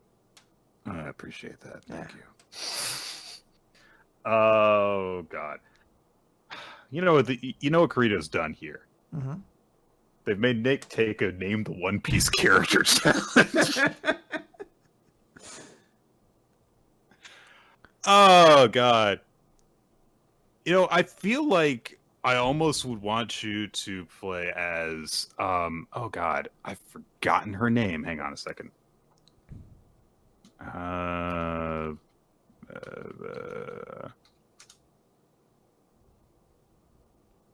Kureha.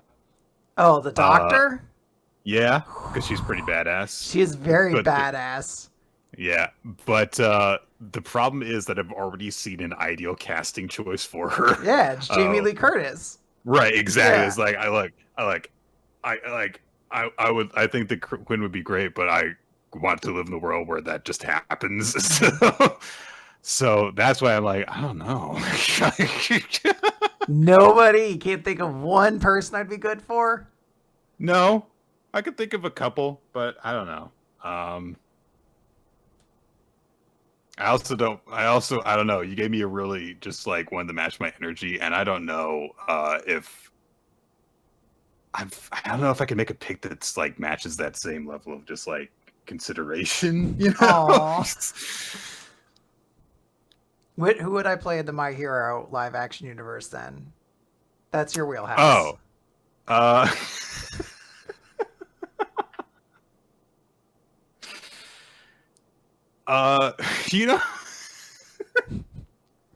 This is not based on anything except just the energy. Present Mike. Hell yeah. I love it. Just scream all the time. Let's go! Just burn out my voice immediately. Also, Present Mike has all of the whenever like a quirk is introduced, he has all of the like Pokedex entry lines essentially in the yeah! He turns into lightning! It's essentially yes. I just imagine you coming in and be like, oh, this fucking my dude just turns into like paper and goes inside your body. It's wild. My dude, I keep calling them my dudes. It's like President Mike's always like, number 5 hero, headshot. Quirk is always very like formal despite the energy. You're just like, I don't fucking know who this guy is, but here's what his power does. Okay. Kirito Prime has a second part of the question is also each of you can cast one member of the Discord to appear in the series, the season after your debut. Who would you choose and as what character? And this is clearly fishing, so I'll pick Kirito Prime and you could be Sabo, who probably gets to hang out with all the cute boys. He doesn't do that, but if I were to write fan fiction or to draw fan art, he would be Sabo kissing pretty boys because I feel like that's what he's there for.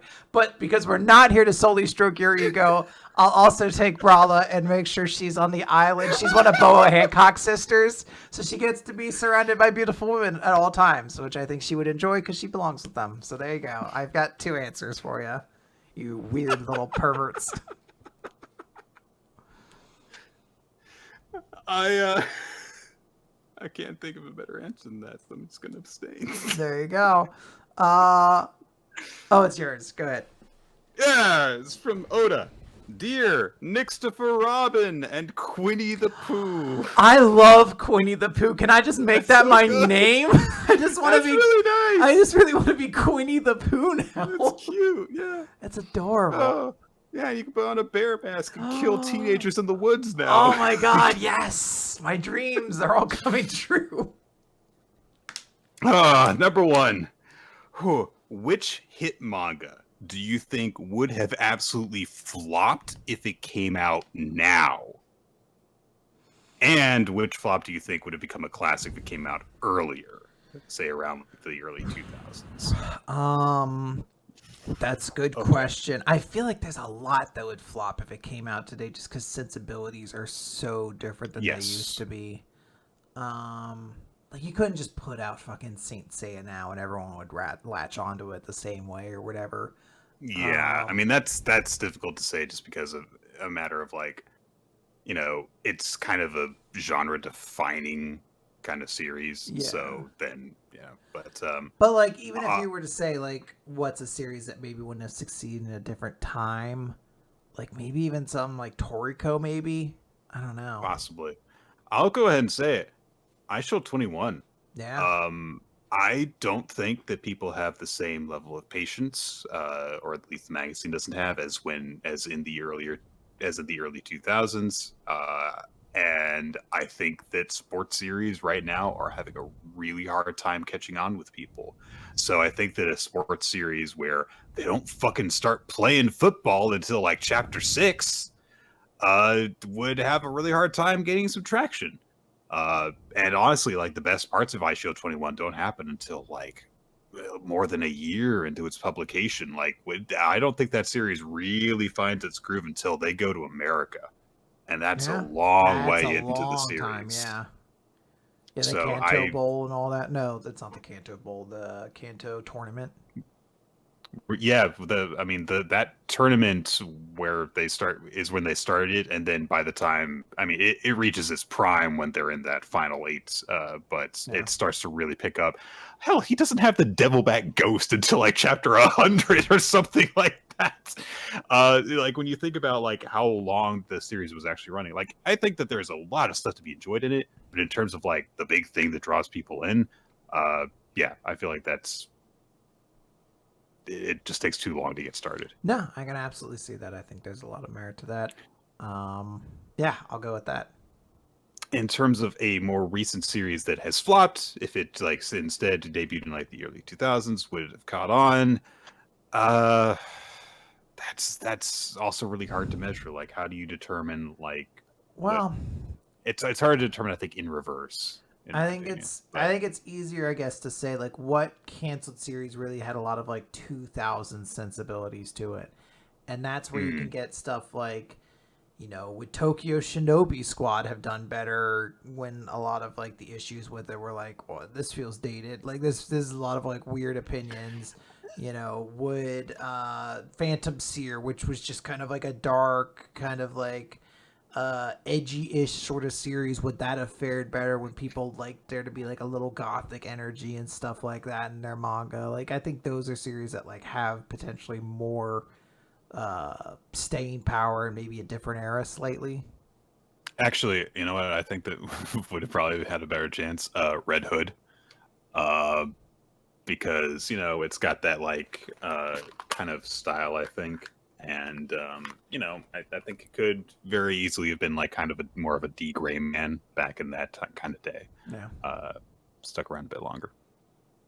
Yeah, I think so. All right. Dear Quinn F Time. Oh no! Oda pulled a bait and switch, and One Piece randomly cuts back to Wano, and we have Wano arc acts 4 and 5. What will these 2 acts be, and how many 100 chapters long will it be? I don't know. That's when I delete my Viz account. I'm like, I'm done. No more. I've given all I can to this medium and this profession. But a sober discussion of gender, and all the fanboys melt because they can't take it. Might be difficult. Yeah. Yeah, that's a good one. Thank you. I hate you, Lucas. You're wonderful, but oh my god. Like my immediate thought is like, what would it be? And I'm like, I don't know. I am on a boat sailing away from my computer. If we come back to one, I'm just like, it's been fun. Goodbye. All right. I got a question here that I think is appropriate that I read off Okay. from Zellihan, which is, "Hello, Quinn, and Nick too, but this question is less for him. My wife and I have a burning question that needs answering. What subject does/would Professor Peanuts teach?" So he is a scholar of great many professions, a Rhodes Scholar, if you will. He is a professor of geometry because he often will find how I'm sitting and contort his body to perfectly fit along how my arm is. So he Okay, definitely very good. understands angles. He is a professor of psychology because when he wants me to do things, he has the exact energy to pick out the one thing in the room that I do not want him to fuck with. And then he will begin to fuck with it. So he ensures that I get up. And then he's also like a professor of like romantic studies because he does this adorable Hmm. thing. Sometimes he'll like walk up to me and he'll just push his forehead like into my chest and just kind of rest there for a little bit. And I'm like, this is, Yeah. and then I was just like, I need to hug you now. This is the cutest fucking thing in the goddamn world. Uh, and then also like, he teaches, like astrophysicist because he's the fucking best cat in the world. He's so smart. Fuck Okay. all of you. Okay. Yeah. I don't have any more Okay. like cute things to say about him. Just he's the best cat. You can't see him. He's sleeping behind the Vito in the bank right now, and he rules. Yeah, lurking ominously, despite the fact that I don't think you're currently entitled to anything in it, but it's No, just there to remind me of my past failings. it's So mostly to keep Nanami up because he'll fall down ah, otherwise. okay. But he is there, and Professor Peanuts may wake from his slumber and demand attention. Even today, he does it. So he is not to be trifled with. Gotcha. Question here from Kaniku fan. Hello, Nick, and also Quinn, and especially to Putuku. Question: what makes a battle manga truly memorable? Over the years, various series have been covered that had fights with cool powers, emotional stakes, narrative weight, fun use of the rules and power sets, or just plain awesome action sequences. So, what do you feel makes the best fights truly memorable in a sea of dudes punching each other? Uh, I think that depends on the person that you're asking. Like, I'm not as confident in how I would answer this as I would have been about 10 years ago when I kind of felt like I just kind of had like all the formulas kind of figured out. But the thing about it is that not only have I changed, my point of view has changed, but also I think that we're in a certain way the goalposts have been moved a bit, where because there is more of the thing, and or at least in some people's eyes in some people's eyes there's more of the thing, uh, then people are kind of like constantly trying to figure out how to do that, which in a lot of cases is kind of reinventing it in some form or another. In some cases, it just means kind of repeating the same sort of pattern. Uh, and as has been previously established. So, but the real answer is just it changes for every single instance that it is done. And in every single instance that it is done, different things work about it for different people. There are sometimes consistencies in that, which are just like, do you successfully make people care about what is going to be the result of the cool thing that happens? Uh, and when the thing happens, does it successfully look/feel cool? And those are incredibly subjective terms because this is an incredibly subjective topic. What makes a thing exciting is it's not even a matter of like quality. It's just a matter of like, does it evoke the emotions you want it to? Uh, and for me, the characters come first. So I need to have the context of the big cool shonen fight scene, have characters that I have connected to in some form or another, So then when they get into the big action scene, I care whether someone wins or someone loses. It definitely helps if the art is good when the big cool explosion of punches happens, though. I will admit that. I think you have great points there. One thing I will say for myself is location is a very important factor in fights. I think very frequently about One Piece's sort of expertise in this, especially like pre-time skip when you think of like Alabasta, and every fight took place in Alabasta, which is just like a sandy city, but every fight took place in like a different location, and those kind of played into it. You know, like Miss Merry Christmas and Mr. Five's fight took place in like an wide open desert, so there was a lot of like digging through holes and things like that. Sanji and Mr. Two's fight happened in the middle of a city, so they were like punching each other into buildings. Nami's fight against Miss Doublefinger took place in the alleyway, so there was a lot of like ducking and weaving as Nami is trying to just survive, everything like that.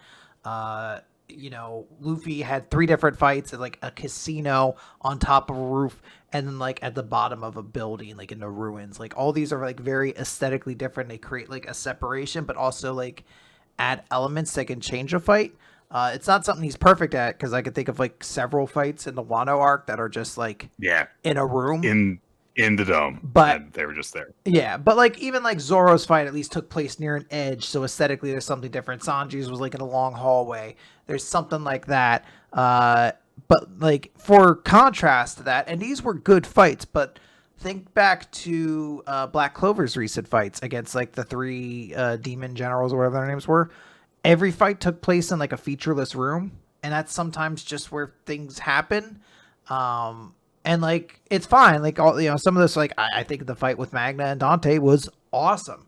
But like oftentimes I think like I wish there was like aesthetically something I could connect to this fight, as opposed to just a blank room. And that's not like, this is not an infallible thing. Dragon Ball Z rules, and 99% of its fights take place in like random rocky field number 12 or whatever.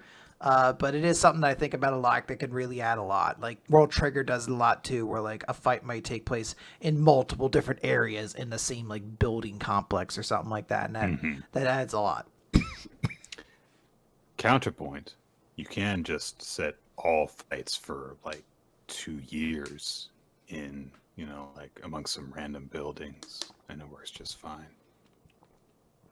That, I guess that's true. Yeah, you can just have like, all the Shinigami take on all the Grunt, and then like the Espada fight the captains, and it's just surrounded by buildings and a black sky, and then they fight Aizen, and it's just like all them fighting Aizen, and there's just buildings in the black sky, and it's great. It's great. You don't need to change the location. It's compelling. It's amazing, And then, here's the kicker. They do change location, because they go through a tunnel to the real Karakura town, and they're surrounded by buildings. Oh, damn. Well, that's the thing. Like, you think, like, wow, this is the real Karakura town. Like, I'm gonna iconically remember this. So different. I'm glad they're finding all my favorite Karakura town locations, like near these buildings, and I think don't they eventually like fight in a wasteland? Didn't one of the most iconic like Karakura town locations not get introduced until like the next arc after that, because there was like one other place that they could go to that wasn't just Ichigo's house or Urahara's shop, but there was also the Unagi place, and that was like the other place. I mean, there was a playground they fought at least, or their stupid school or something like that for like hollow fights or whatever. Yeah, that is true. That did happen. But didn't like the final fight eventually take place in like some desert shit again? Yeah, it did. Okay. So like that's what I'm saying. Give it off of that point. Okay. Where are we here? Oh, this is from Lunran Mayasha. Yes. Hello, Nickel Freeman and Cordelarius. Ooh, I'm the more expensive one. Yeah, you're worth 5 of me. Yeah. Thank you. Oh, I'm not.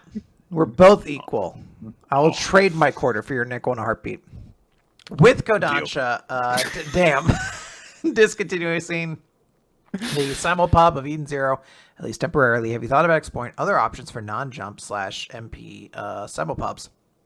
Yen Press and Azuki both offer simulpubs that'll be worth evaluating. For the recap, I especially recommend God Bless the Mistake, a manga about a teacher and her student who research glitches that affect the real world, which is offered by Yen. And My Dear Detective, Mitsuku's Case Files, a manga about a female detectives in 1930s Japan, which is on Azuki.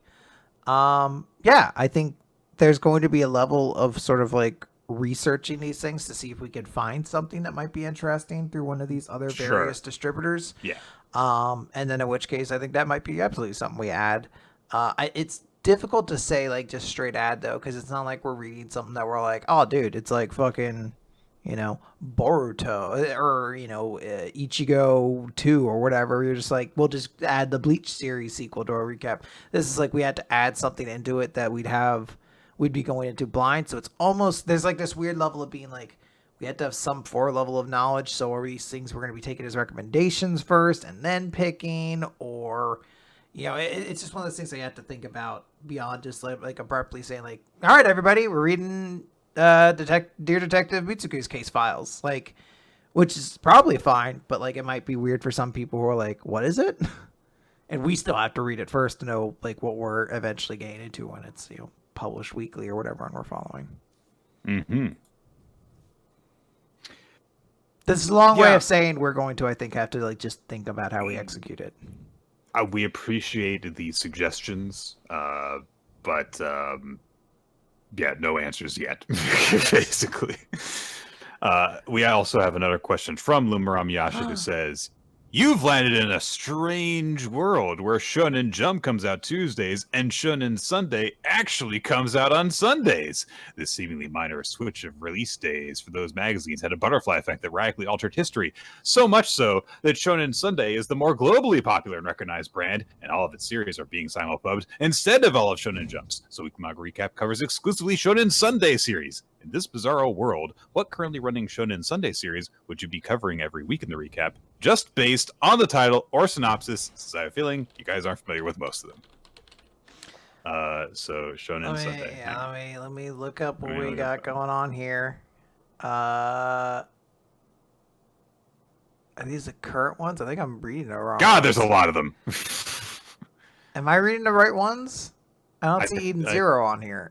Is that not Shonen Sunday? I don't know. I'm looking at Weekly Shonen Sunday. Yeah. They're different, aren't they? I thought there was something different. I don't know. Maybe not. Anyways, all right. I'm just going to go off of Weekly Shonen Sunday, which I don't know if is exactly the same. Weekly Shonen magazine is. Okay. So we do have the right one. I'm looking through this. Oh, okay. And I'm going to already find someone I don't love. Komi Can't Communicate. Love it. Yep, already read definitely it. Definitely do that. Yep. Call of the Night, from what I've seen, is like a battle manga with vampires. So I feel like that would just be in the wheelhouse. So like, let's just cover it. And then Fly Me to the Moon is like a weird romance slice of life that, from what I understand, gets a little bit more wild as it goes along. I've read a couple of volumes of it. That one, sure, just throw it in there. So I feel like we would have probably ended up doing Case Closed as kind of in place of like, One Piece or something like that. That is our One Piece. Yeah, that would be the thing. That would be like, this is never going to end. Except in this case, it is never going to end. Like,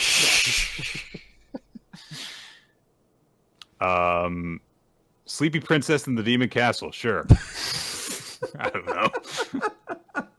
And yeah, we're gonna definitely cover Shibuya and Your Family, because like it just sounds like, look at it. I'm hovering over it on Wikipedia. There's a little girl getting ready for the school bus. I'm sure it's great. It's probably cute and innocent, right? Mm-hmm.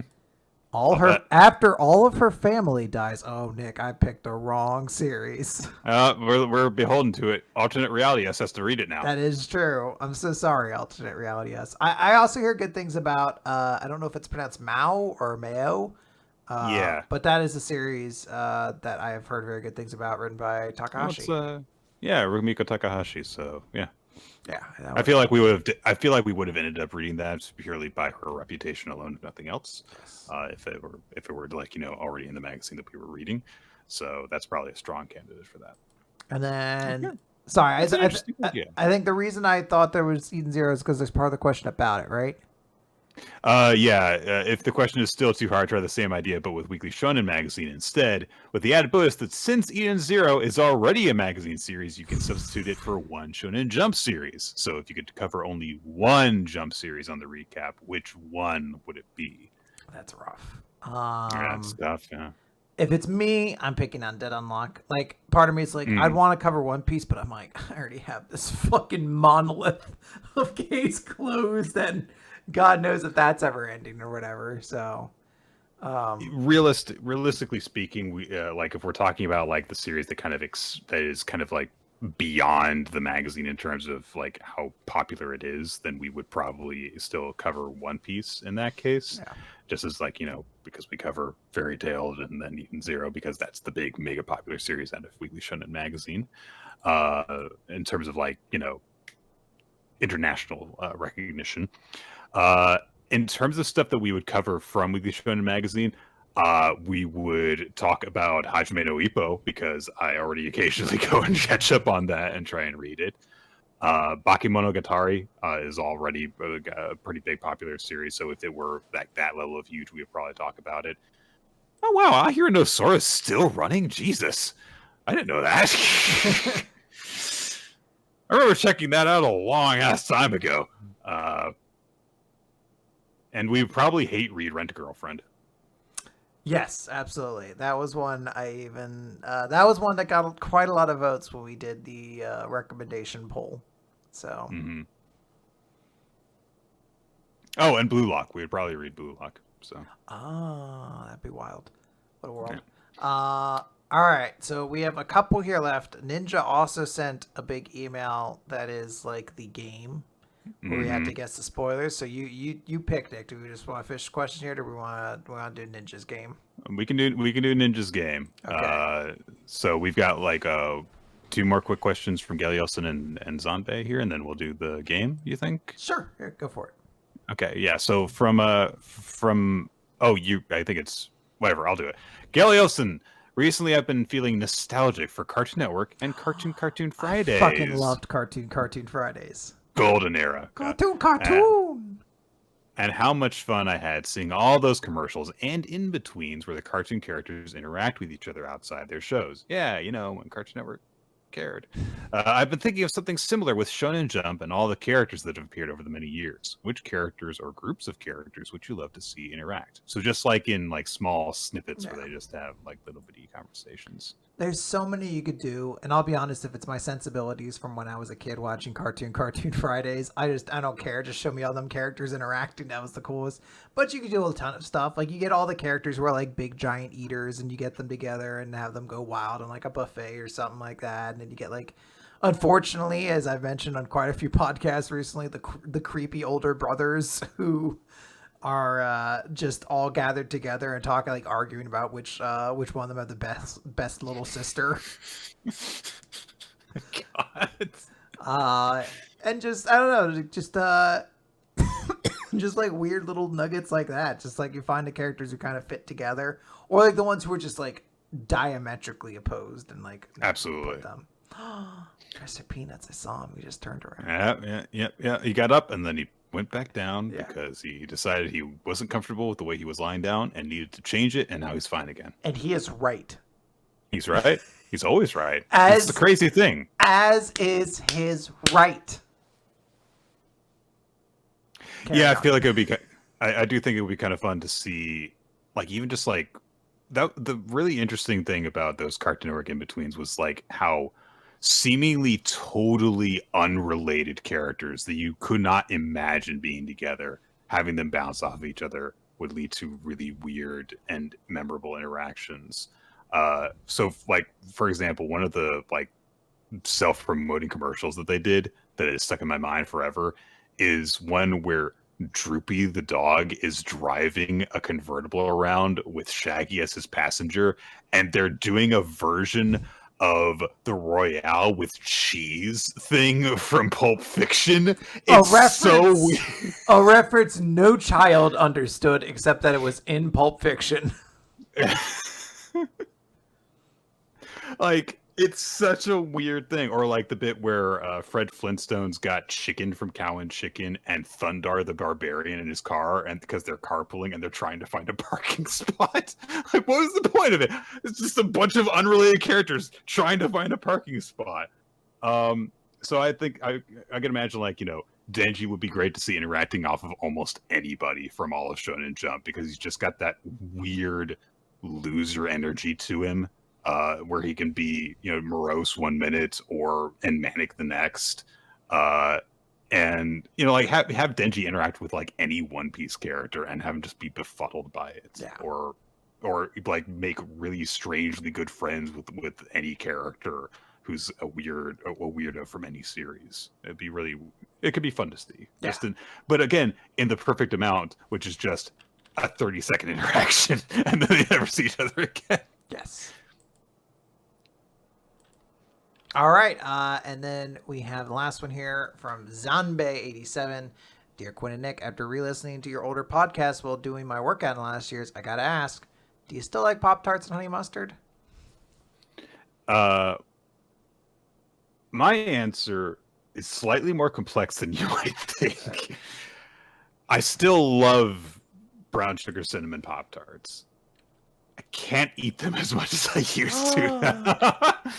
It's pure sugar. Like, yes. I can't. So I don't eat them as often as I used to. Like, it's not even like a matter of like I'm more health conscious now. It's just my body lets me know you can't eat this as much anymore. Your body's like, stop. You need to not eat this every day. And every time that you do eat it, I'm going to make you feel at least a little bit bad. So I don't eat them as much as I used to. I still love the taste, but they're very much like, I might eat them like once a week nowadays. When I was like even college age, I would eat them for breakfast. Like, so. Yeah, I mean, but that's when your metabolism is just like, throw it in there, dog. Let's get that fuel going. Mm-hmm. Yeah, I understand that. I still love honey mustard. I don't use it in exactly the same way I used to, but I probably am moving back in a direction where I am going to be using it that way again. But I still, like, if you give me an option for like, hey, I'm gonna get like chicken somewhere, and they're like, do you want dipping sauce? I'm like, do you have honey mustard?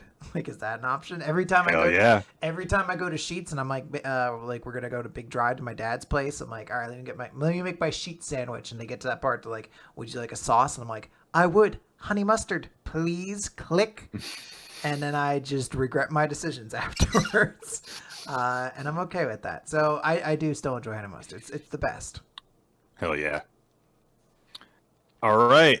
That is it for traditional questions. Yes. Let's do this quiz. Yes. And humiliate Nick. That's both of us. So, hello, Nick and Quinn. Ninja X3I here with round 3 of WMR Recommend Spoiler Quiz. This will have to be the final one of these spoiler quizzes, though, as I am pretty much completely dry of moments to use after this.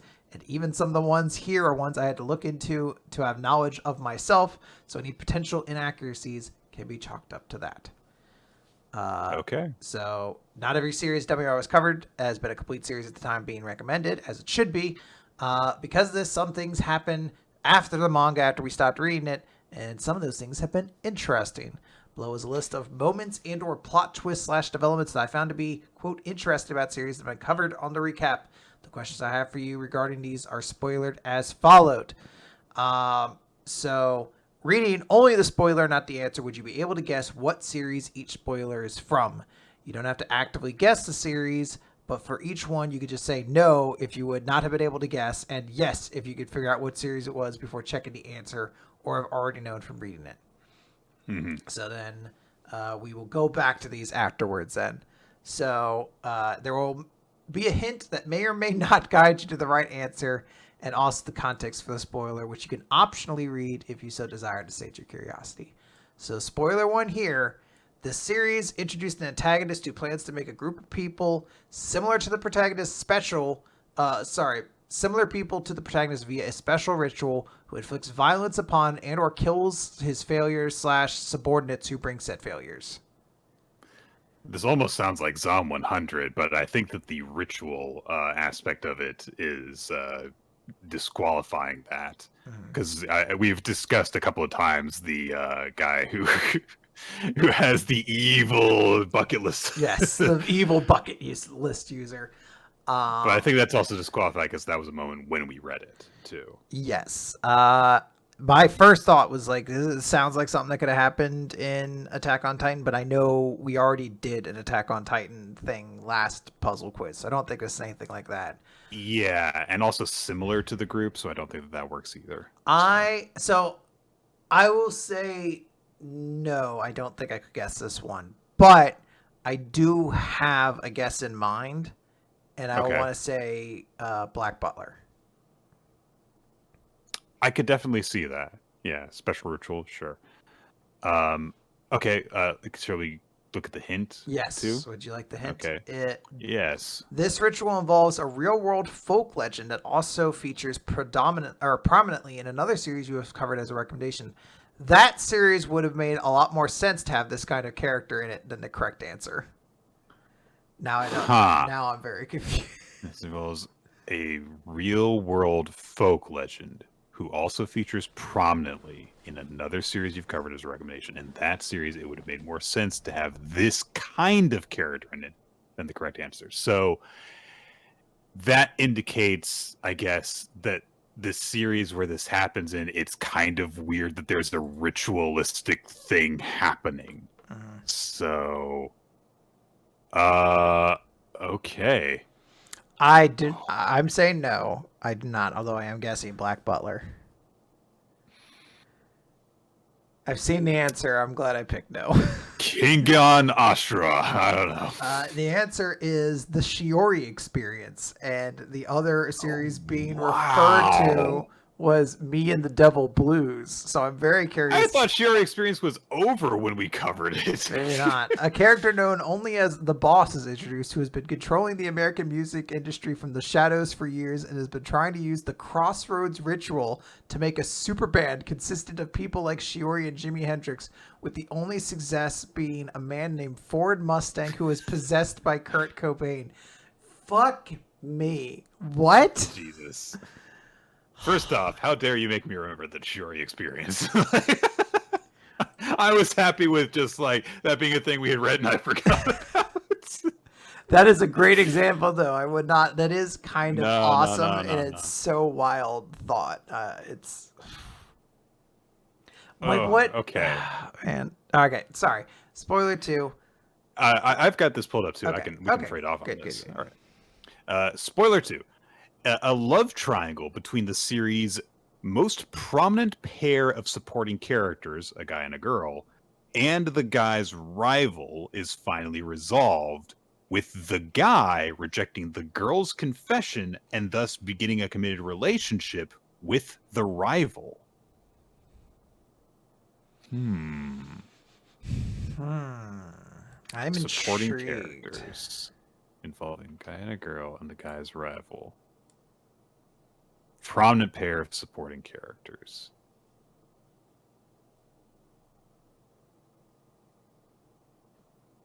I do not have a guess right now because I feel like there's a lot of ways I can go with that.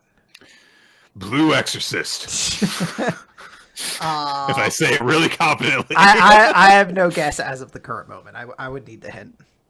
All right. The hint is the fan base was frozen in shock that the girl was not the apple of his eye.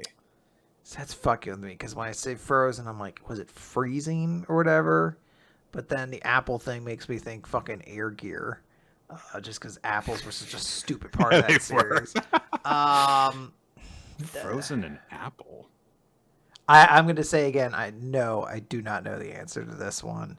I'm going to say freezing. I don't think that's the correct answer.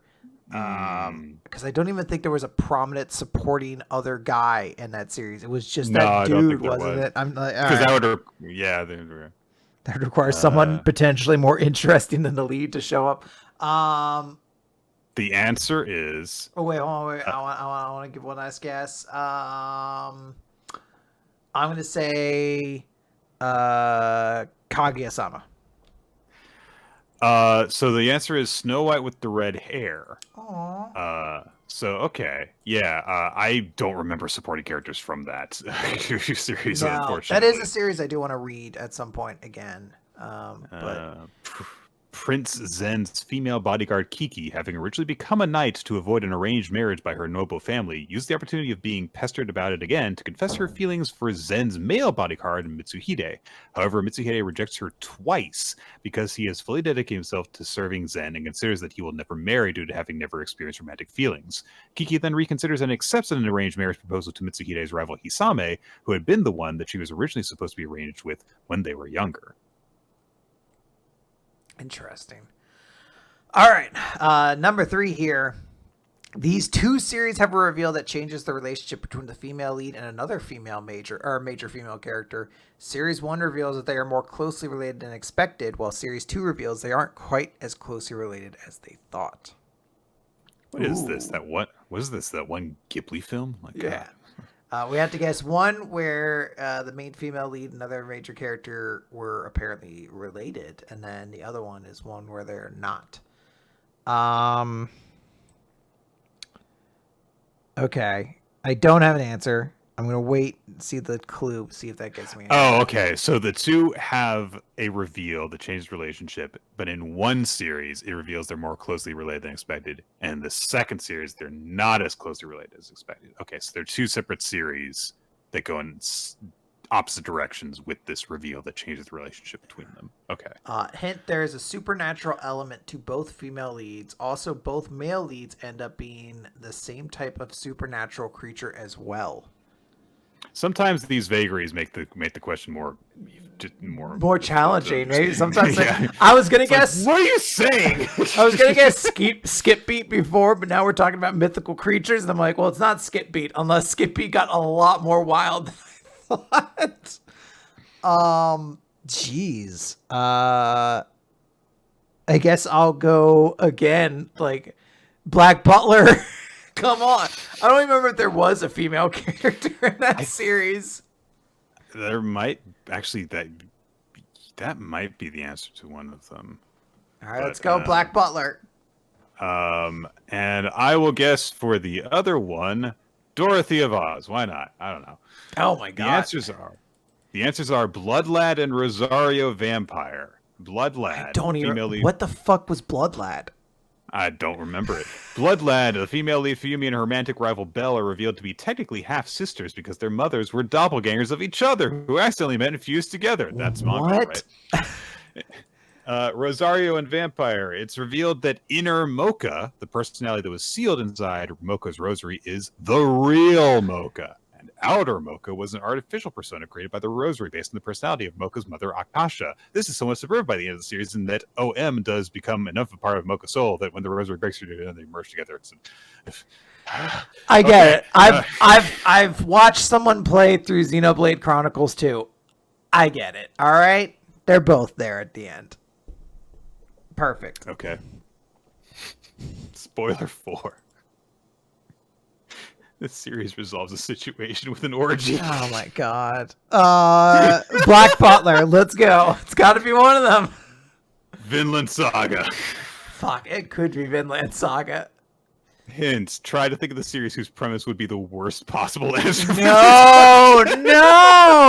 Oh no, I hate this. Oh, no. I hate this. I don't want to think of this. No. Oh no. I'm hoping it's not one of the one about like children. That's all I want. Yeah, Yatsubatsu. Oh my god. I'm going to go with Black Butler. It's not the correct answer based off that hint, but I don't want to think of what the correct answer is. Oh god, could it be prison school, or is that not bad enough for it to be the answer to it? God. All right, the answer is Umi no Misaki. Oh, okay. All right. I mean, I shouldn't say it like, all right, but that series sucked. So who cares? Yeah, it's like, I mean, like, you say that, but it's like, no, I could see that happening. Yeah. The context is Naki chooses to be with all 3 of the maidens. Who could have seen that coming? What the help an aphrodisiac has an orgy with them. It's also known that it was never clearly stated that the dragon god could only give his favor to one girl, so this still fulfills the island's legend. I mean, come on, that's Fuck just like, that. you just say that, it's like, that's not the worst series it could have been. I'm sorry. Like, that series is garbage, yes, but Yes. like, honestly, I was kind of half expecting the whole time that would be how everything would resolve. Yeah. So, yeah. Spoiler 5, a key detail of the final protagonist's past is revealed to be false. One of their parents, who was thought to be dead, was in fact alive and just a deadbeat, making their view of their other parent false, which thus undermined their what started their life as a villain. This actually rings a bell. I can't remember what for, but I feel like I have read this point. I might just be completely mistaken, though. But I can't name it based off of that. I'm just saying it rings a bell. So I don't know. The hint says said antagonist's past is strongly related to the protagonist's relationship to the female lead in a primal sense. It's rough. I feel like I might have a better guess if I like looked over all of our recommendations. That almost sounds like Attack on Titan, honestly. Man, we can't keep. You know, fuck it. Black Butler down the line. It's got to be one of them. Wasn't that what I said about Plus Anima? Maybe it's Plus Anima. I'm gonna switch Plus Anima. Oh wait, I remember this now. This is the plot of the third arc of Beastars. You're right. I'm looking at the answer right now. Yeah, there's like a half-breed gazelle leopard guy or something along those lines. And like he's supposed to be tied to Legacy, who's also, as it turns out, a hybrid, because Legacy is like a quarter Gila monster, I want to say, the lizard that has like the acidic drool. And also it's related to like, can Legacy be together with Haru, because they're a predator and prey animal. They're an herbivore and a carnivore. Whereas then this character is kind of like an indication of like the horrible thing that can happen. And it turns out they're like, not really. So there's more to it than that. Yeah, Melon, that's his name. There it is. So. All right. Okay, spoiler 6. A major antagonist's backstory reveals that they were sold into being a male prostitute as a child for a fat rich guy. Black Butler. It's gotta be one of them. Hint, said character works for an empire. You know what? Fuck it. It's gotta be one. It's probably one of these on there. I'm gonna say Imperial Guards. So there was an empire in there somewhere, I believe. You're right. Am I? Chapter 17 of Imperial Guards details the backstory of Andrei Kaminsky, the blonde male commander of the Sarlin forces, where he was sold by his widowed mother to the king's brother to help pay off debts. Hell yeah, Quinn! Yeah, on the board. Woo! I had actually read that part of Beastars, but you just I was like, it's got to be. There was an empire in that, so I can't go with Black Butler. Let's go with that. Oh God! All right. Spoiler 7 here. This series pulls a Sagi drop in the sense that a character has the same plan of Daikichi of waiting years to make sure their then underage love interest feelings are true before hooking up with them, only without the incest angle. The reason I can't guess this isn't because I can't guess what series would do this. It's because this is a thing that happens in a lot of manga, so I don't know how to narrow it down without a hint. The hint is this is the culmination of the main relationship that was developing and you were aware of when you initially read this series. So, as in, we caught the vibes when we read it. Yes, I believe so. Shit. Okay. Series. So. We were I'm trying to think of series we read that we didn't finish. There's a lot of ones we already finished that had like that weird premise to it.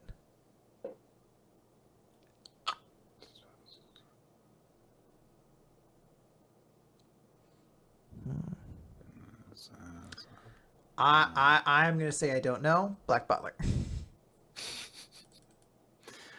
Oh God. Yeah, I got nothing. It's too much. Answer is Love So Life. God damn it! No idea what that is. We must have read it at some point. Probably excellent. Late into the series, 25-year-old love interest Seiji professes his love for 16-year-old protagonist Shiharu to her while presenting her with a ring. However, being aware of the age gap and that she has had to mature quicker than she should have due to her circumstances, Seiji tells Shiharu to wait until she is his current age before responding to him, with the ring symbolizing that his feelings won't change. By the final chapter, 6 of those years pass, and they end up getting together. Yeah, cool. So he couldn't even wait the full 9 years. Yeah, that's the Love So Life is, I believe it involves like she basically gets kind of pseudo adopted by him when she's like 13 or something like that. So, spoiler 8. The protagonist is brutally, unapologetically betrayed by the person who was their primary motivation throughout the series to that point. I mean, that could be anyone. Special credit apparently to Eltheon22 and Nik Quinn for the assistance with this one. I mean, I'm not saying it is, but it sounds like Black Butler to me.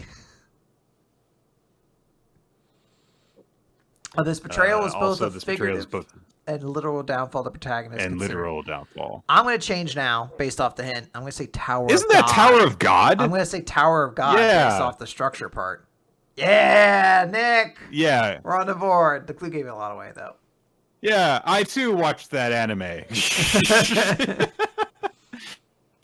We know the context since we know what happens here. Yep, I didn't just go based off the tower being a structure. So, yes. Number 9, the series ends on a downer ending where almost nobody ends up happy / in a relationship. Fuck, I love that, though. Gotta sometimes make people just blindingly sad, I guess. I don't have an answer, though. If it's in a relationship, I'm thinking it's not Black Butler. Yeah, probably not. And also that series isn't over yet, so. Yeah. Ooh. Series that ended with nobody in a relationship that we read. Is it? It's probably some sort of romance or romantic comedy kind of thing. This is a weird one. I feel like we did this one, another one, but maybe good ending? Which would be really ironic if just none of them ended up in a relationship. Right. I don't know. Hold on. Well, here we go. The sole person that does end up in a relationship is among your top 10 manga characters we hate. This has Today Love Starts. Today Love Starts. Going for it. Bang. Sadly, no. The answer was Prison School, which is good. How is it a downer ending? All those characters suck. They didn't deserve happiness. Like, yeah, this is like brava, mwah, mwah. This is wonderful. Everyone's unhappy. Oh, God. In the final chapter, third wheel, Hana reveals that he had also lied to Chiyo about not having stolen one Hana's panties, causing Chiyo to rebel and trust men shattered. And she rejects him and eventually becomes another man-eating leader of the Underground Student Council. Oh, God. The only person who successfully ends up in a relationship is Andre, who confesses not to original love interest Mako, but to Risa, the VP of the regular student council. I think it's that she's the one he was trying to teach how to be a dom, which makes that extra creepy. So, yep, I hate it. All right.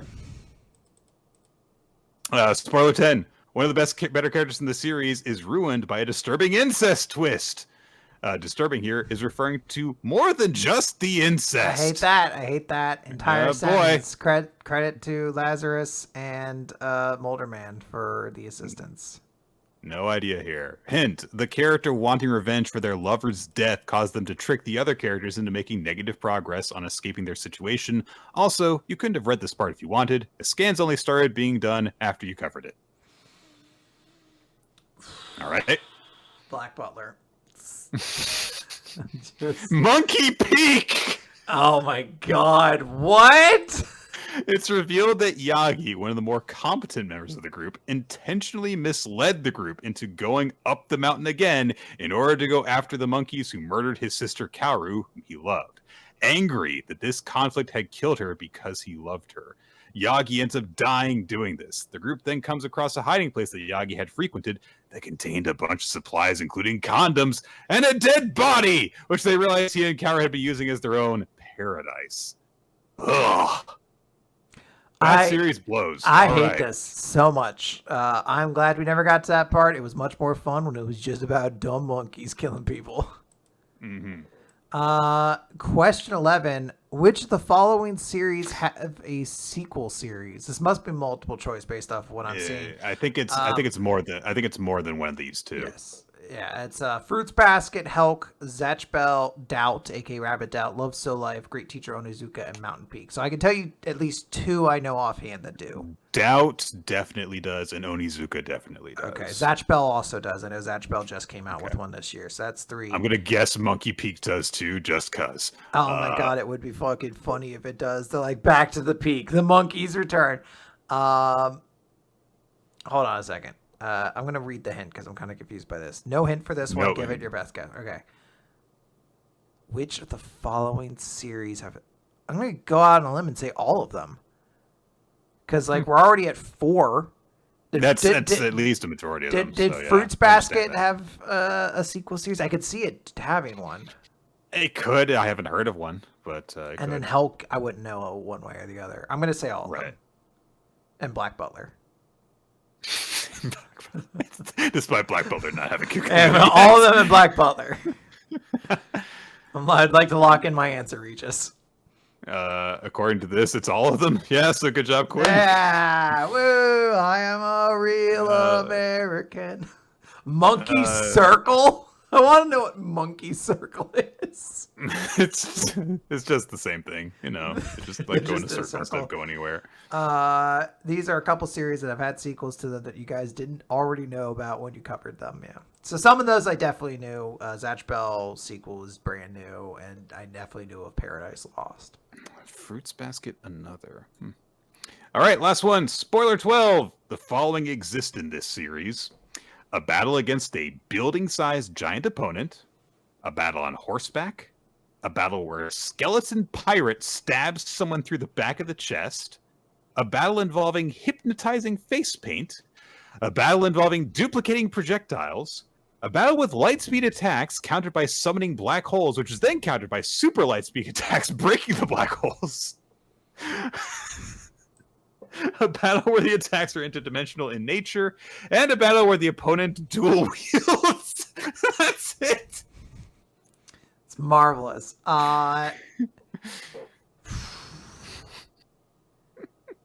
This is a tough one. There's a lot going on there. Yes. I have to think. I have to kind of go really kind of like gauge everything I thought of. Because the hint is the term battle is being very specific to this description. I think what series really involved a lot of battles. And the answer to that is, of course, Black Butler. Never not the hint is the term battle is being used for a specific reason for this description. Was there a sequel to Basilisk? Because this sounds like the dumb shit they would do in Basilisk. I am going to say Yu-Gi-Oh! Yu-Gi-Oh! Would be a good one. Oh, Nick.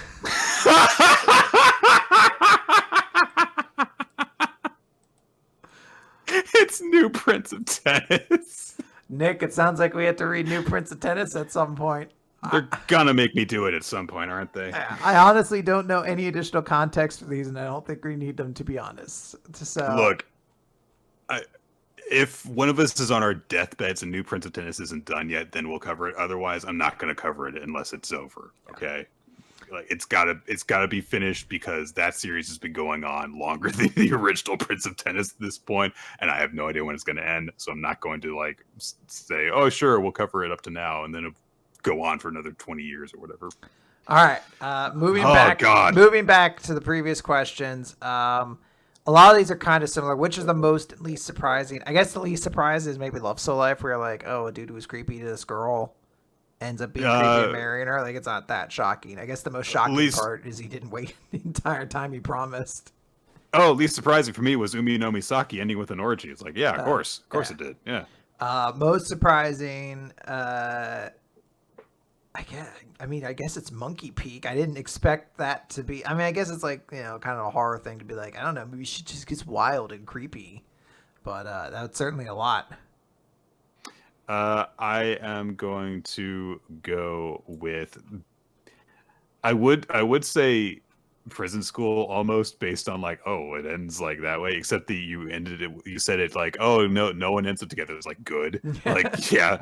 So instead I'm gonna say the Shiori experience, as in like, wait, there's a plot to actually have evil musician possessed people. What the fuck is this noise? So Uh, Least shocking, I guess, is maybe I'd say some of the sequel series because I knew some of them, but also like some of them you're just like, yeah, that makes sense. Like I'm not shocked there's a Fruits Basket sequel, or like a Zatch Bell sequel. Like those are like stupidly popular series. I can absolutely see getting it. Most shocking, I don't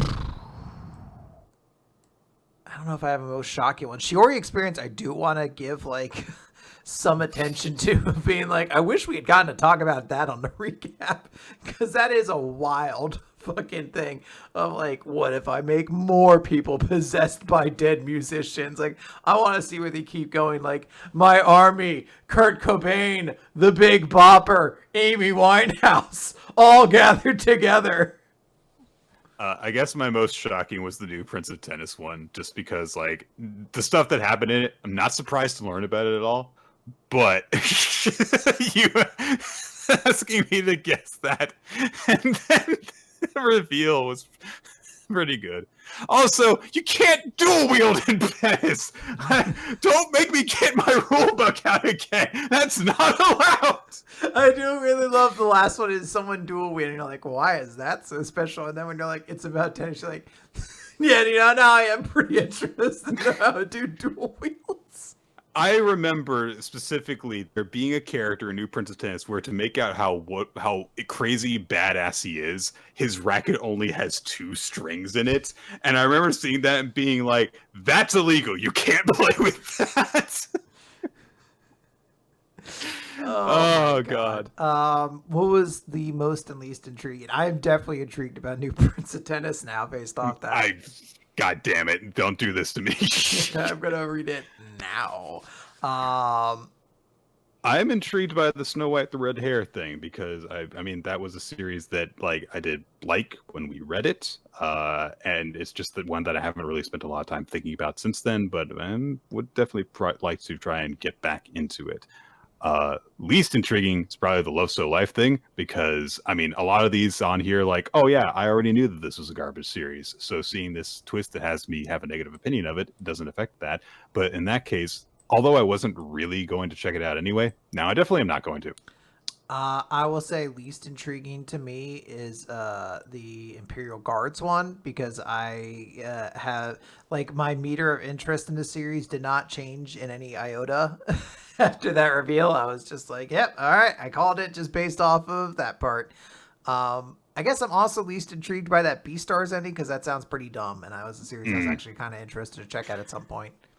Beastar's ending isn't the best, unfortunately. So it's not bad. It's just kind of. And then, assuming the laws of space and time were twisted, that you would have been able to read all these parts of the series when they were recommended. Which, if any, would you most want to talk about? I think I said the Shiori experience really does sound like one I would be curious to. Oh yeah, that would have tremendously altered like how we talked about that series. I feel like because that's kind of a game changer. Yeah. And yeah, I guess also I feel like if we had talked about Umi no Musaki when it was over, then we could have at least put the bow on like how terrible of a series it was. Like, but yeah, that's about it.